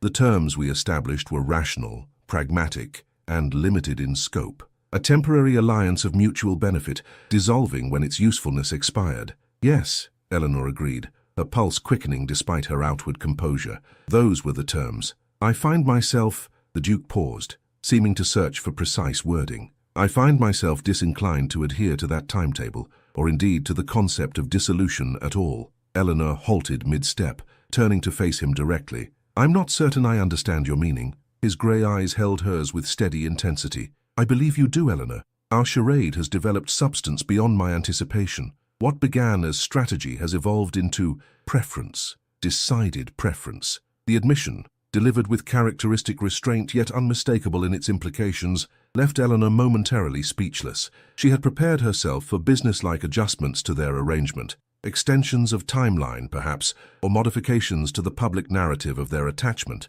This suggestion of genuine sentiment exceeded all calculation. Your silence is not encouraging, the Duke observed, the faintest hint of uncertainty crossing his features. Eleanor gathered her thoughts, conscious that her response would alter the course set before them. I wrote to you, if you recall, that appearances once cultivated might develop consequences beyond our initial calculations. I remember precisely. A spark of something like hope brightened his gaze. This is such a consequence, is it not? The line between pretense and truth blurring until distinction becomes impossible. Not impossible, he countered gently, merely unnecessary. The distinction matters only if we choose to enforce it. A passing carriage drew momentarily close, forcing them to pause their conversation as acquaintances nodded greeting. Eleanor acknowledged Lady Beckworth with a polite smile, acutely aware of the scrutiny directed at her from beneath a feather-laden bonnet. When they resumed walking, the Duke continued in a lower tone. I propose an amendment to our arrangement, Eleanor. Not a pretense of courtship culminating in temporary betrothal, but an authentic courtship with the genuine possibility of marriage. The directness of the proposal, stripped of romantic embellishment yet somehow more affecting for its honesty, caught Eleanor's breath in her throat. Society would claim you married beneath your station, she said after a moment, practical considerations instinctively rising to the forefront. Society's opinion holds limited value in my estimation, he replied with the faintest edge of impatience. I seek a partner of intelligence, principle, and courage, qualities you have demonstrated in abundance. Your father's profession is immaterial to that evaluation. And what of my deception? Eleanor countered, needing absolute clarity before allowing hope to flourish. Our acquaintance began with artifice, my contrived fall, our calculated arrangement. Does that not trouble you? The Duke's expression softened into a rare, unguarded smile. On the contrary, your resourcefulness that night revealed more of your true character than a dozen conventional introductions ever could. You protected yourself with intelligence rather than surrendering to circumstance. I admired that then, as I admire it now. They had reached a secluded turning of the path where an ancient oak provided both shade and a measure of seclusion. The Duke guided her to a stone bench beneath its spreading branches, his movements unhurried yet purposeful. "I do not ask for an immediate answer," he said as they sat, a careful distance still maintained between them. "Our original arrangement remains valid regardless of your response to this amendment. Your father's company is secure, your reputation protected. Those terms stand independent of any personal development between us." The distinction, his careful separation of obligation from emotion, struck Eleanor as profoundly honorable. He offered her freedom to choose without the pressure of practical necessity, a luxury few women of her station ever experienced. "I require no extended deliberation," she replied, meeting his gaze directly. "I find your amendment acceptable, more than acceptable, in truth." The relief that crossed his features, brief but unmistakable, revealed more of his inner state than any elaborate declaration might have done. "Then I shall speak with your father at the earliest opportunity. He arrives in London tomorrow," Eleanor informed him, a smile tugging at her lips, "though I suspect his response is a foregone conclusion, given the extensive financial arrangements already in progress. Nevertheless, proper protocol must be observed." The Duke's tone was serious, yet his eyes held a warmth that belied the formality of his words, particularly as we transition from pretense to authentic intention. A comfortable silence settled between them, broken only by the distant sounds of carriage wheels and conversational fragments from other park visitors. Eleanor found herself studying his profile, the strong line of his jaw, the slight furrow between his brows that spoke of habitual concentration, the unexpected softness around his mouth when he smiled. "There is one matter we have not addressed," she said finally, her fingers moving to the blue ribbon at her wrist. "Lord Halvan, he will not simply accept defeat, I think." "No," the Duke agreed, his expression hardening. "Halvan collects slights like precious stones, polishing his grievances until they gleam with malice. He will attempt retaliation. Against my father's business? Against you, more likely." The Duke's voice carried an edge of steel. "Your rejection wounded his pride. Your subsequent elevation under my protection has transformed that wound to festering resentment. He will seek to undermine your position, perhaps through scandal or insinuation." Eleanor considered this assessment with practical calmness. "Then we must be prepared for whatever form his vengeance takes." "Indeed." The Duke's gaze softened as it returned to her face. "Though I find myself almost grateful for his interference. Without his pursuit that night, you would never have executed your remarkably strategic fall." A hint of mischief, rare and therefore precious, gleamed in his grey eyes, prompting an answering smile from Eleanor. "A fortunate accident, one might say." "Fortunate indeed," he agreed, rising and offering his hand to assist her, though entirely devoid of actual accident. As they walked back toward the park entrance, where Lady Mortimer awaited in the borrowed carriage, Eleanor was conscious of a profound shift in her internal landscape. What had begun as desperate improvisation had evolved into deliberate choice, the charade falling away to reveal something infinitely more valuable beneath. The announcement in Tuesday's papers would now reflect truth rather than calculated fiction. The thought brought unexpected lightness to her steps as they rejoined the fashionable promenade, her hand resting with new confidence upon the Duke's arm. From a distant bench, partially concealed behind an ornamental hedge, Lord Halvan observed their progress with narrowed eyes, his fingers absently caressing the small red book tucked within his waistcoat. The morning edition of The Times arrived at Lady Mortimer's Curzon Street residence with the customary thud of paper against doorstep. Eleanor, awake since dawn, despite the previous evening's late conclusion, reached the foyer before the maid could retrieve it, earning a look of surprise from the sleepy-eyed servant. "I'll take it to the breakfast room," Eleanor murmured, her fingers already unfolding the crisp pages, seeking the society column where their betrothal announcement would appear. She found it centered prominently on the page, the formal wording somehow transforming the reality of their arrangement into something both more official and more surreal. "The Duke of Westmere announces his betrothal to Miss Eleanor Whitby, daughter of Mr. James Whitby of London and Hampshire. The wedding is to take place in June at St. George's, Hanover Square." Eleanor traced the printed words with her fingertip, a curious mixture of trepidation and elation rising in her chest. The announcement made no mention of her father's profession or her modest social standing, omissions that would be noted and discussed in drawing rooms across London before midday. "There it is, then," came Lady Mortimer's voice from the doorway, her substantial figure wrapped in a floral dressing gown, her hair still confined in nighttime papers. "In black and white for all of London to read." She crossed to peer over Eleanor's shoulder, her breath catching audibly as she spotted the announcement. "St. George's, the most fashionable church in London. Oh, my dear girl, it exceeds all expectation." Eleanor smiled at her godmother's enthusiasm, though her own thoughts were more measured. The Duke, Alexander, as she now thought of him in private reflection, had arranged the announcement with his usual attention to detail, selecting the wording that would best shield her from social criticism while establishing the legitimacy of their connection beyond question. "Your father arrives this morning, does he not?" Lady Mortimer continued, summoning the maid to bring tea and toast. What extraordinary timing, to witness his daughter's elevation to the very pinnacle of society. I declare, it quite restores one's faith in divine providence. "Father comes on business matters," Eleanor gently corrected, setting aside the newspaper. "The Duke has arranged a meeting with his solicitors regarding the investment in Whitby Shipping." "Business matters," Lady Mortimer waved a dismissive hand. "As if such trifles could compete with a ducal wedding. You must wear your blue silk when he arrives. The Duke clearly favors you in it." Eleanor acquiesced with a nod, having learned that direct opposition to her godmother's sartorial directives inevitably resulted in prolonged debate. In truth, she had already selected the blue silk,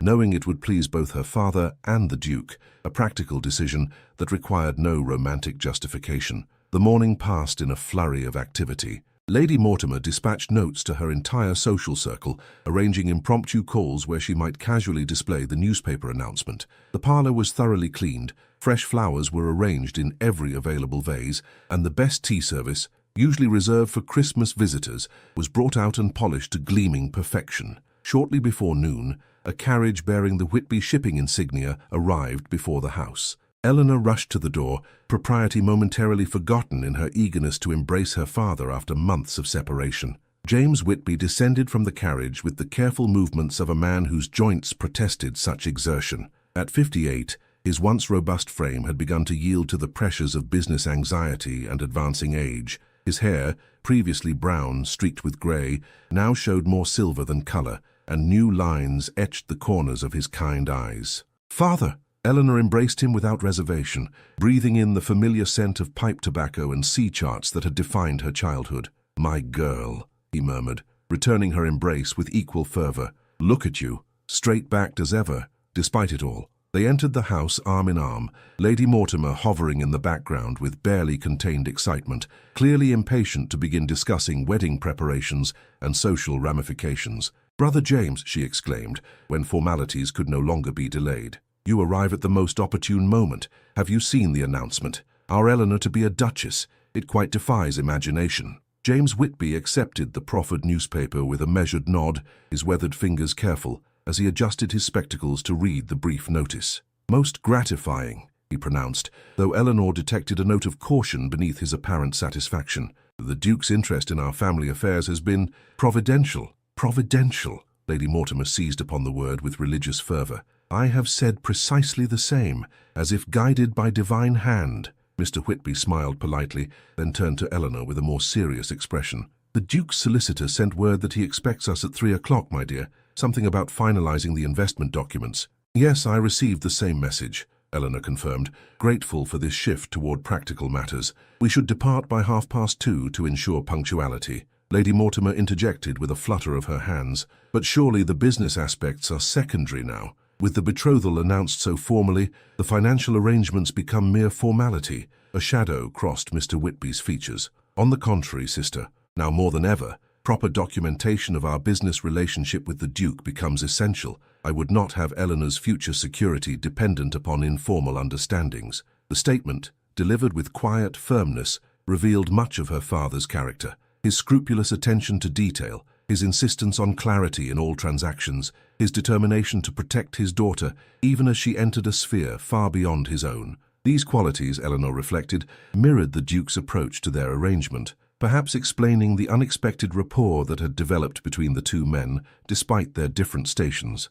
The solicitor's chambers occupied the ground floor of a respectable building near Lincoln's Inn Fields. The space spoke of established tradition, oak paneling darkened by decades of pipe smoke, leather-bound volumes lining the walls, and brass fixtures polished to a subdued glow by generations of careful hands. The Duke awaited them in a private consultation room, rising as they entered. His greeting was formal yet warm, his handshake with Mr. Whitby conveying genuine respect rather than condescension. "Mr. Whitby, your journey was comfortable, I trust." "Entirely satisfactory, Your Grace. The roads improve yearly." "Indeed, Though I find sea travel increasingly reliable for certain routes, your expertise in shipping makes you better qualified to assess such matters, however. This subtle acknowledgement of her father's professional knowledge, delivered without patronizing overtones, earned the Duke an approving glance from Eleanor. He had instinctively struck the perfect note, neither ignoring Mr. Whitby's merchant status nor treating it as a subject to be delicately avoided.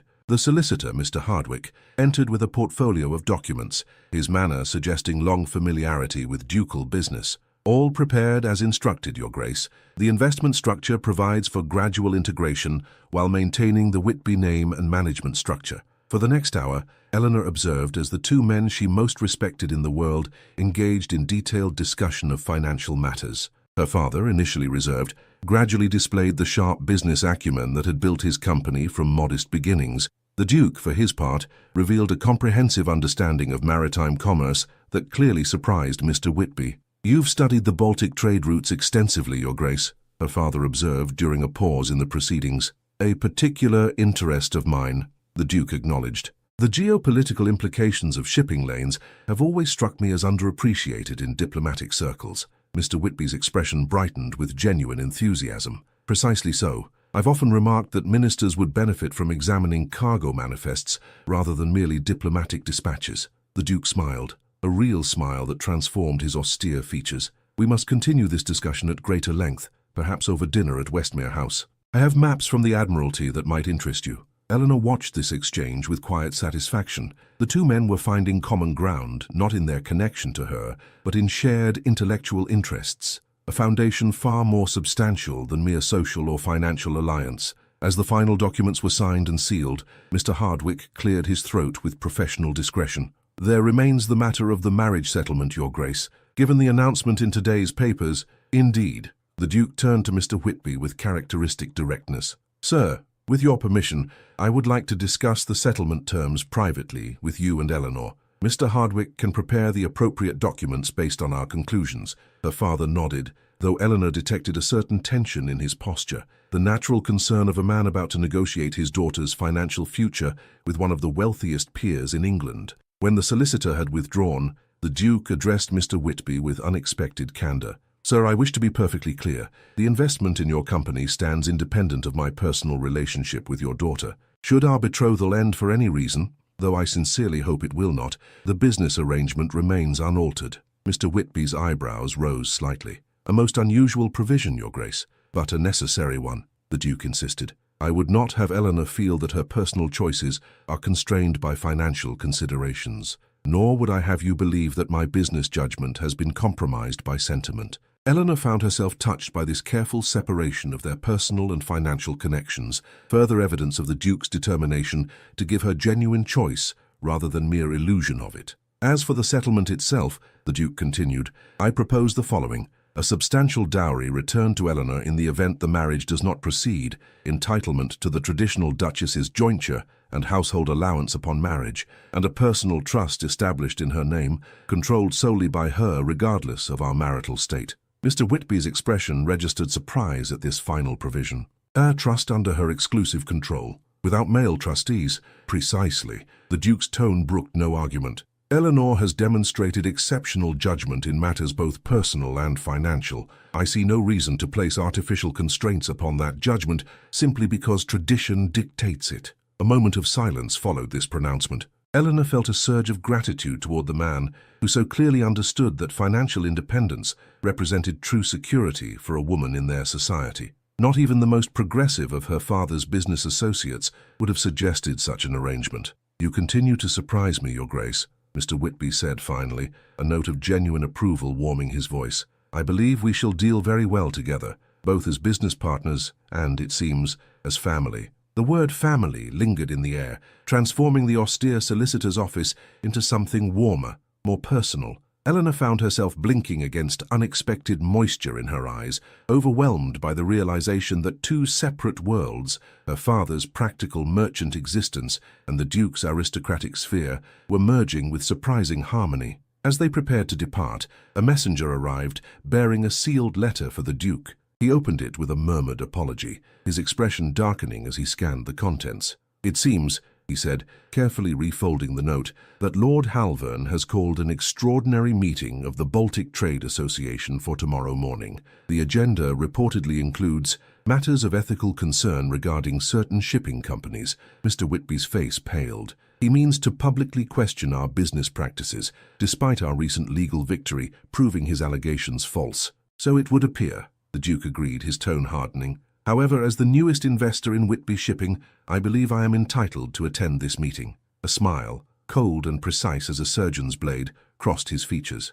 And as it happens, I have certain documents regarding Lord Halvern's own business affairs that may prove illuminating in such a context. The implied threat in his words sent a small shiver down Eleanor's spine. She had glimpsed this aspect of him before, the calculated strategist capable of ruthless action when circumstances demanded it. Yet now, rather than finding it disconcerting, she felt a curious reassurance. This man, soon to be her husband, possessed both the will and the means to protect what he valued. "I shall accompany you," Mr. Whitby declared, squaring his shoulders with renewed determination. "My company's reputation stands on decades of ethical conduct. I will not hide while it is maligned." The Duke nodded approval. "We shall face this challenge together, sir." His gaze shifted to Eleanor, softening visibly. "Though perhaps it would be prudent for the ladies to remain at home during what may prove a rather vigorous business discussion." Eleanor straightened, meeting his gaze directly. "With respect, Your Grace, I believe my presence might prove advantageous. After all, Lord Halvern's animosity stems primarily from my refusal of his attentions. Let him see that his tactics have failed on every front." The Duke studied her for a moment, then inclined his head in acquiescence. "As you wish, though I warn you, such meetings can become quite contentious." "I am not unfamiliar with contention," Eleanor replied with the ghost of a smile. "As you may recall from our discussions regarding Mill's position on liberty." A surprised laugh, perhaps the first she had ever heard from him, escaped the Duke's lips. "Indeed, very well then. Tomorrow we shall present a united front." As they parted outside the solicitor's office, the Duke took Eleanor's hand in his, the gesture visible to passers-by yet somehow deeply personal. "Until tomorrow, Eleanor," he said quietly. "Rest well. I suspect the coming day will test us all." The pressure of his fingers against hers conveyed strength and reassurance, a silent promise of protection and partnership that required no verbal elaboration. "Until tomorrow," she echoed, returning the pressure with equal conviction. As their carriage pulled away, Eleanor caught a final glimpse of the Duke standing on the pavement, his tall figure silhouetted against the grey stone of the building. Despite the impending confrontation with Halvern, despite the social scrutiny their betrothal would surely bring, she felt an unfamiliar sensation spreading through her chest, the quiet certainty of having chosen correctly, of paths converging toward a shared destination. The blue ribbon at her wrist caught the afternoon sunlight as she lifted her hand in farewell, the simple strip of silk now laden with meanings neither she nor the Duke could have anticipated when their charade began. From across the street, unnoticed by any of the participants in this tableau, a slender figure in an elegant coat observed their departure, a small red book clutched in one gloved hand, the other curled into a fist of barely contained fury. The Baltic Trade Association maintained offices in a solid brick building near the docks, its entrance adorned with a worn brass plaque bearing the organization's seal, a ship in full sail above crossed anchors. The interior spoke of practical commerce rather than ostentation. Plain wooden floors polished by decades of foot traffic, walls lined with shipping maps and tide charts, and furniture selected for durability rather than fashion. Eleanor entered on her father's arm, the Duke walking slightly ahead of them with the confident stride of a man accustomed to commanding attention in any room he entered. Heads turned as they progressed down the corridor toward the meeting chamber, whispers following in their wake, like ripples behind a stone cast into still water. "The lady has no place here," muttered one elderly merchant to his companion, his voice carrying despite his apparent attempt at discretion. "Trade meetings are not drawing-room entertainments." The Duke paused, turning to face the speaker with Arctic courtesy. "Miss Whitby attends as my betrothed and as the daughter of one of your most respected members, sir. Her understanding of shipping operations exceeds that of many gentlemen present, I assure you." The rebuke, delivered with calm precision, silenced further commentary as they proceeded into the main chamber where rows of chairs had been arranged before a raised platform. Most seats were already occupied, the atmosphere charged with anticipation unusual for routine trade gatherings. Lord Halvern stood near the platform in animated conversation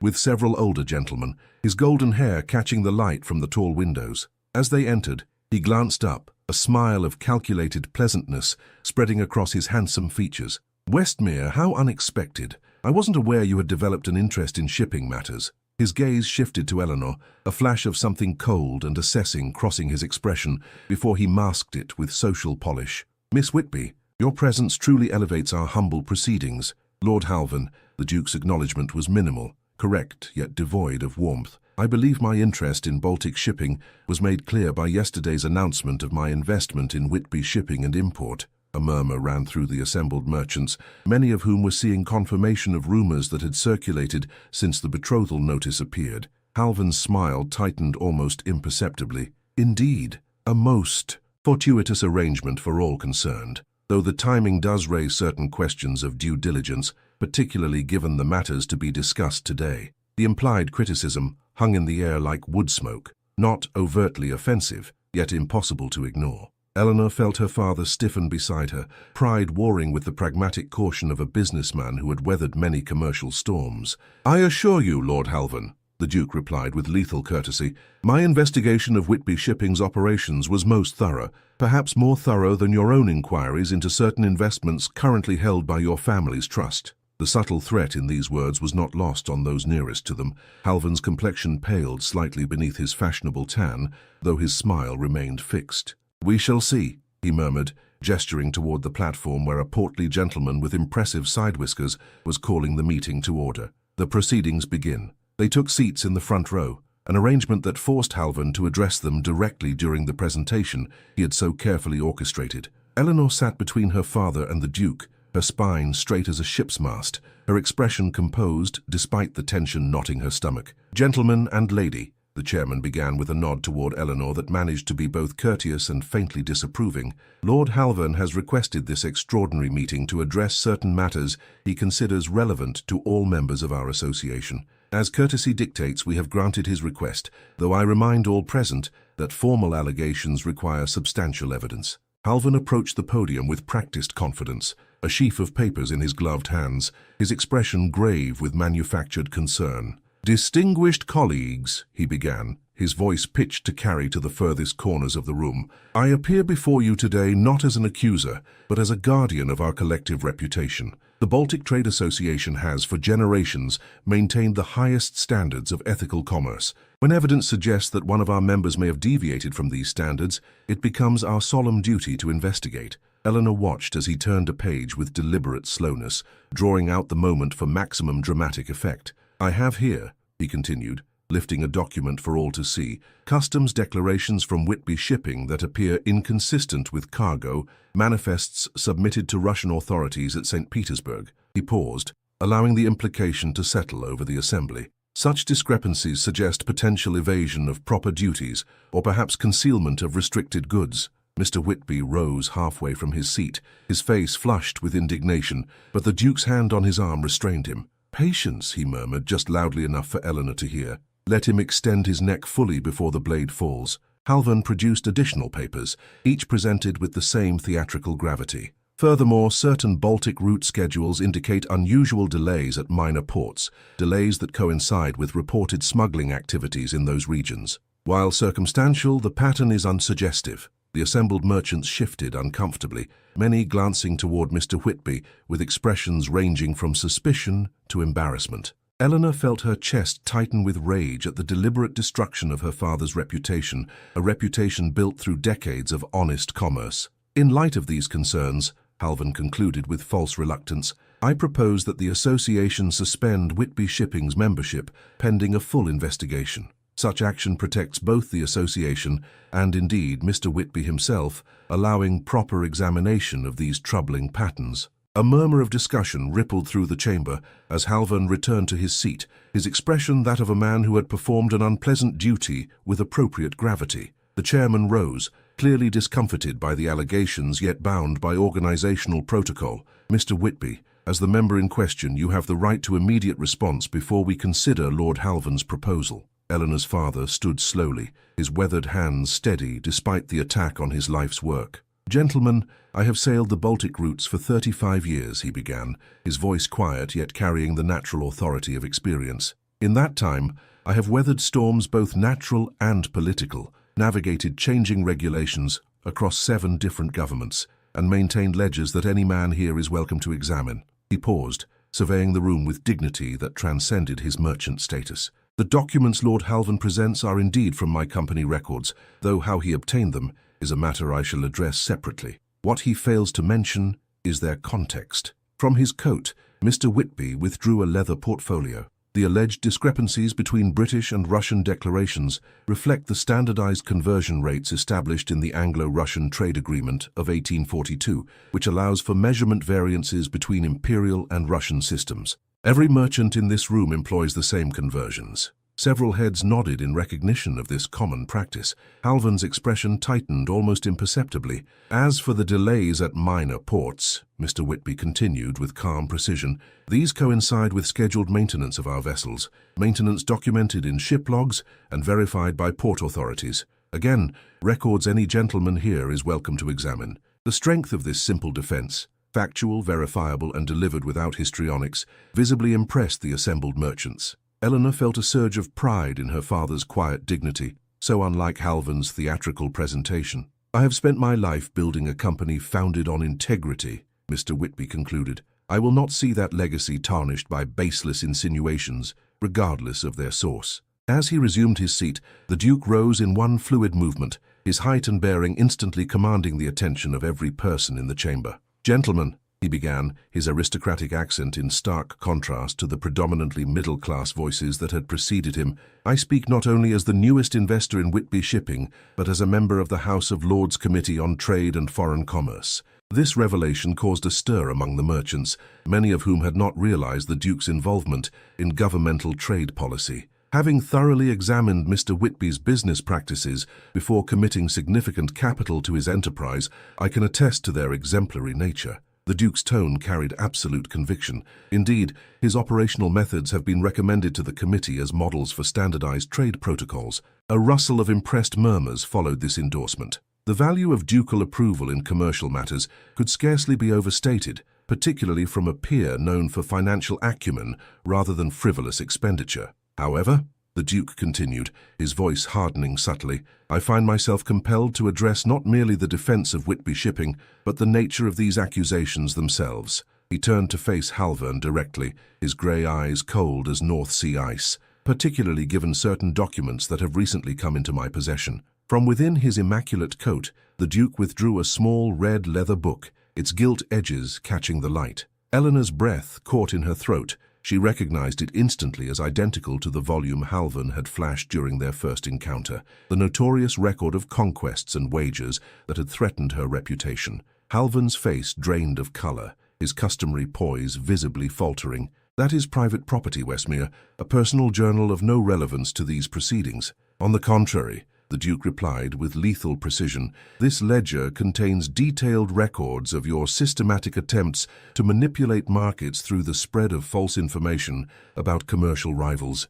Specifically, he opened the book to a marked page. It documents your wager of £500 with Lord Pennington that you could destroy Whitby's Baltic trade through strategic rumor by the end of this quarter. A shocked silence fell over the assembly. Such deliberate commercial sabotage violated not only the association's ethical standards, but potentially the law itself. Furthermore, the Duke continued relentlessly, it records similar wagers regarding 3 other companies represented in this room, each followed by campaigns of whispered allegations remarkably similar to today's performance. Several merchants rose half out of their seats, expressions of outrage replacing their earlier discomfort. The chairman rapped sharply for order, his face flushed with anger. These are serious allegations, Your Grace. The book in question, how did you obtain it? It was provided to me by a former associate of Lord Halvan's, a gentleman who found his conscience troubling him after witnessing the destruction of several reputable businesses. The Duke's gaze remained fixed on Halvan, who had risen from his seat, his handsome face contorted with fury. This is absurd, Halvan sputtered, abandoning his careful composure.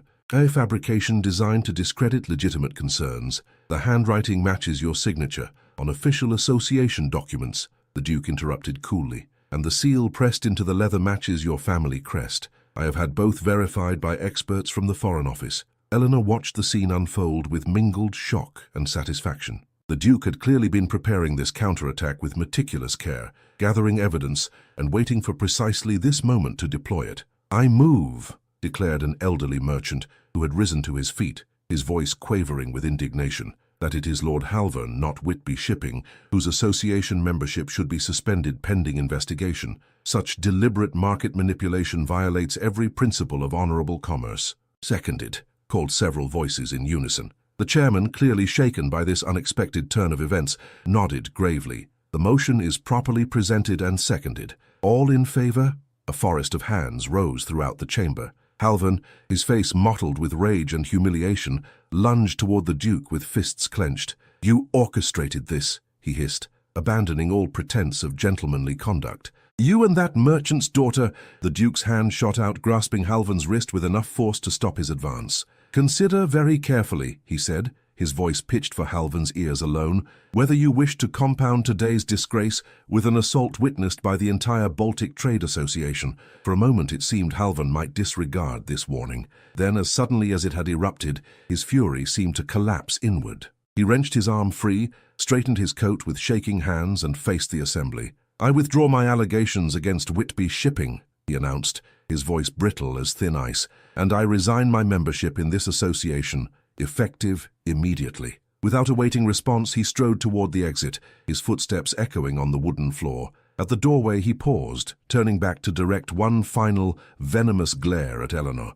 "This isn't finished," he said, loud enough for those nearest to hear. "There are other ways to settle accounts." Then he was gone, the door closing behind him with a decisive click that seemed to punctuate the end of his influence within the mercantile community. A collective exhalation swept through the chamber, tension draining like air from a punctured balloon. The chairman cleared his throat. "In light of these extraordinary developments, I believe we may consider Lord Halvern's proposal withdrawn and the matter closed." He turned toward Mr. Whitby with a respectful nod. "The association extends its apologies for any distress these unfounded allegations may have caused, sir." Mr. Whitby acknowledged the apology with quiet dignity. "I have always valued the association's commitment to ethical standards. Today's proceedings reaffirm that commitment." As the meeting dissolved into small groups of animated discussion, the Duke offered his arm to Eleanor. "I believe we have accomplished what we came for," he said quietly, "though Halvern's parting threat suggests continued vigilance would be prudent." "You anticipated this confrontation," Eleanor observed as they made their way toward the exit, her father following close behind. "The book, you've had it for some time, haven't you?" A ghost of a smile touched the Duke's lips. "Since the day after our first meeting. I made inquiries among certain gentlemen who had observed Halvern's methods in the past. The book itself was liberated from his club by an associate with gambling debts Halvern had been using as leverage. I merely provided the means to settle those debts in exchange for the evidence." "A calculated strategy," Eleanor murmured, impressed despite her distaste for such intrigue. "You were preparing for this battle before we even established our arrangement." "I prefer to enter conflicts with adequate ammunition," he replied simply. "Halvern's treatment of you that night marked him as an adversary. The rest followed naturally." Outside, spring sunshine had broken through London's perpetual haze, bathing the street in unexpected warmth. Their carriage awaited, the Duke's crest gleaming on its polished door. As Mr. Whitby joined them, his expression reflected mingled relief and lingering concern. "That parting threat," he said quietly. "Halvern is not a man to accept defeat gracefully." "No," the Duke agreed, his expression hardening, "which is why I've taken the liberty of arranging additional security at Westmere House and at your Curzon Street residence, Eleanor. Until the wedding, Halvern remains a potential source of mischief." The wedding, the word hung in the air between them, transformed now from strategic fiction to imminent reality. Eleanor found herself studying the Duke's profile as he handed her into the carriage, the strong line of his jaw, the intelligent grey eyes, the mouth that had begun to smile more frequently in her presence. What had begun as calculated alliance had evolved into something she scarcely dared name, even in the privacy of her thoughts. As the carriage pulled away from the Baltic Trade Association building, Eleanor caught sight of a familiar figure watching from across the street. Halvern, his normally immaculate appearance somewhat disheveled, his expression dark with barely contained fury. Their eyes met briefly through the carriage window, and the malice in his gaze sent a chill through her despite the spring warmth. The Duke, following her line of sight, reached across to close the curtain with a decisive gesture. "He is finished in respectable commerce," he said quietly. "His family will likely recall him to their country estate until the scandal fades."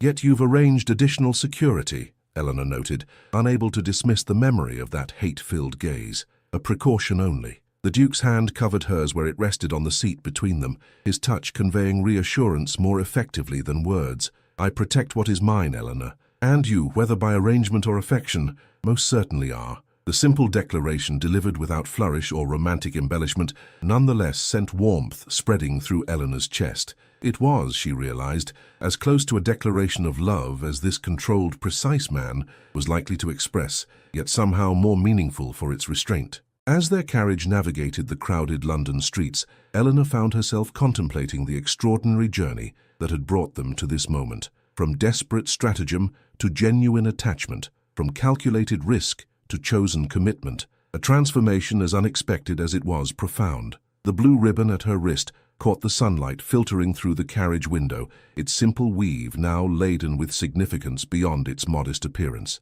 Like their relationship itself, it had become a symbol of something neither had anticipated when their paths first crossed on that fateful evening outside Berkeley Square. 3 weeks later, St. George's, Hanover Square, blazed with candlelight and flowers, its austere grandeur softened by arrangements of spring blossoms at the end of each pew. The guest list, personally revised by the Duke, included an unusual mixture of aristocratic connections and merchant families, a deliberate statement that set tongues wagging throughout fashionable London. Eleanor stood in the small antechamber, her father beside her, both silent in the last moments before the ceremony. Her gown, ivory silk with delicate lace at the bodice and sleeves, had been created by the Duchess's own modiste, another statement of acceptance into a world previously closed to her. "You're certain, my dear?"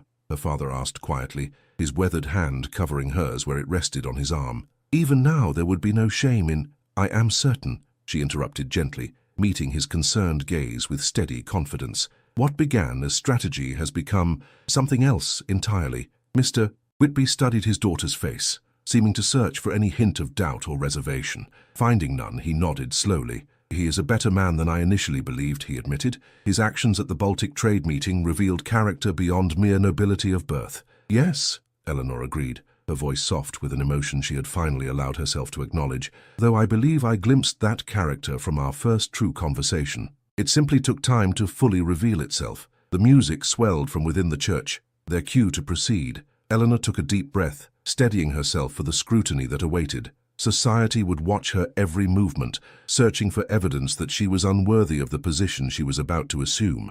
"Ready?" her father asked, adjusting her veil with tender hands. Eleanor nodded, her fingers touching the blue ribbon that had been incorporated into her bouquet, the final evolution of the simple token that had marked each stage of their unexpected journey. The great doors opened, revealing the path to the altar where Alexander stood waiting, his tall figure commanding in formal attire, his expression solemn yet touched with something that might, to those who knew him best, resemble joy. "Yes," she whispered, as much to herself as to her father. "I'm ready." The gardens of Westmere House stretched toward the horizon, formal arrangements nearest the manor gradually yielding to more natural landscapes as they reached the estate's boundaries. June roses bloomed in carefully tended beds, their scent carrying on the warm summer breeze that rustled through ancient oaks at the garden's edge. Eleanor sat at a small table positioned to capture both shade and view, papers spread before her, a teacup cooling at her elbow as she focused on the correspondence demanding her attention. After 3 months as Duchess of Westmere, she had established routines that balanced her new social responsibilities with continued involvement in matters that interested her, including the management of her personal trust and certain aspects of Whitby shipping. The sound of approaching footsteps caused her to glance up from her work. Alexander crossed the terrace with his characteristic measured stride, a leather portfolio tucked beneath one arm, his expression warming visibly at the sight of her. "Diligent as always," he observed, taking the seat opposite hers, "though I believe you promised Lady Mortimer you would review the guest list for next month's garden party." Eleanor smiled, setting aside her pen. "Completed an hour ago. I've been examining the quarterly reports from Father's Baltic routes instead. The Russian trade minister has finally approved our new shipping schedule." "Excellent news." Alexander placed the portfolio on the table between them, which coincides well with these. Curiosity piqued. Eleanor opened the leather case to reveal a sheaf of official-looking documents bearing governmental seals. "The Trade Commission report? Just delivered from London." Pride colored his voice as he watched her scan the pages. "Your father's recommendations regarding standardized declaration procedures have been adopted in full. They will become policy for all British merchants by year's end. Eleanor's eyes widened as she read further. They've named it the Whitby Protocol. Father must be ecstatic. I believe his exact words were, cautiously satisfied, Alexander replied with a hint of amusement. Though the letter that accompanied these documents suggested he might permit himself a glass of port in celebration, the thought of her father's understated reaction to this extraordinary vindication brought a surge of affection to Eleanor's chest. In the months since the confrontation at the Baltic Trade Association, his company had flourished under the combined influence of the Duke's investment and the removal of Halvan's malicious interference. The shipping line now operated routes throughout the Baltic and North Sea, with plans to expand to Mediterranean ports by year's end. He deserves this recognition, she said softly, after all he endured from Halvan's campaign. Alexander's expression hardened slightly at the mention of their former adversary. Halvan remains in France, according to my sources. His family has apparently made his exile a condition of continued financial support. Good. Eleanor's tone held no sympathy for the man who had nearly destroyed her father's reputation and had threatened her own. May he remain there indefinitely. A comfortable silence settled between them as Eleanor returned the documents to their portfolio. Such quiet moments had become precious in the whirlwind of their new life together, islands of peace amid the constant demands of their position. As Duchess, Eleanor found herself at the center of social obligations that would once have seemed overwhelming, yet with Alexander beside her, even the most intimidating gatherings had become navigable. I received a letter from Hampshire this morning, Alexander said after a moment, his tone deliberately casual. The boy's schoolmaster reports significant progress in mathematics and natural philosophy. Eleanor nodded, recognizing his reference to Lady Caroline's son, the child he had protected and provided for despite no biological connection. They had discussed the boy during their courtship,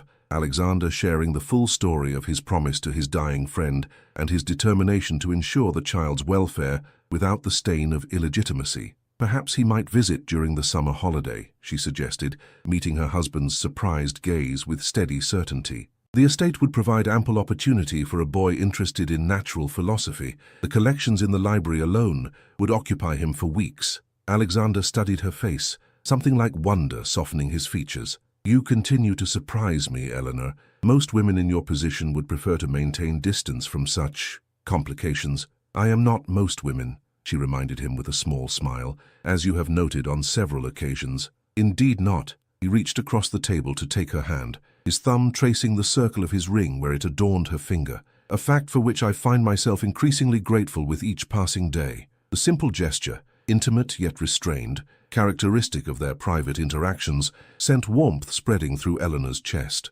Their marriage, begun as strategic alliance, had evolved into a partnership deeper and more satisfying than either had anticipated. While society might have expected grand romantic gestures from a new husband, Alexander expressed his growing attachment through more subtle means, seeking her opinion on matters of business and politics, ensuring her financial independence despite their marriage, defending her against lingering social criticism with unwavering loyalty, and occasionally, in rare unguarded moments, looking at her as he did now, with an expression that transformed his austere features into something almost vulnerable in its honesty. The trustees for the Baltic Trade Widows and Orphans Fund will arrive tomorrow, Eleanor said, gently shifting the conversation as she sensed his discomfort with such naked emotion. I've had the blue guest rooms prepared and arranged for tea in the library, so you might show them the shipping maps. Alexander nodded, visibly grateful for the return to practical matters. The fund had been his creation, established in the wake of Halvan's disgrace to provide for families of sailors lost at sea,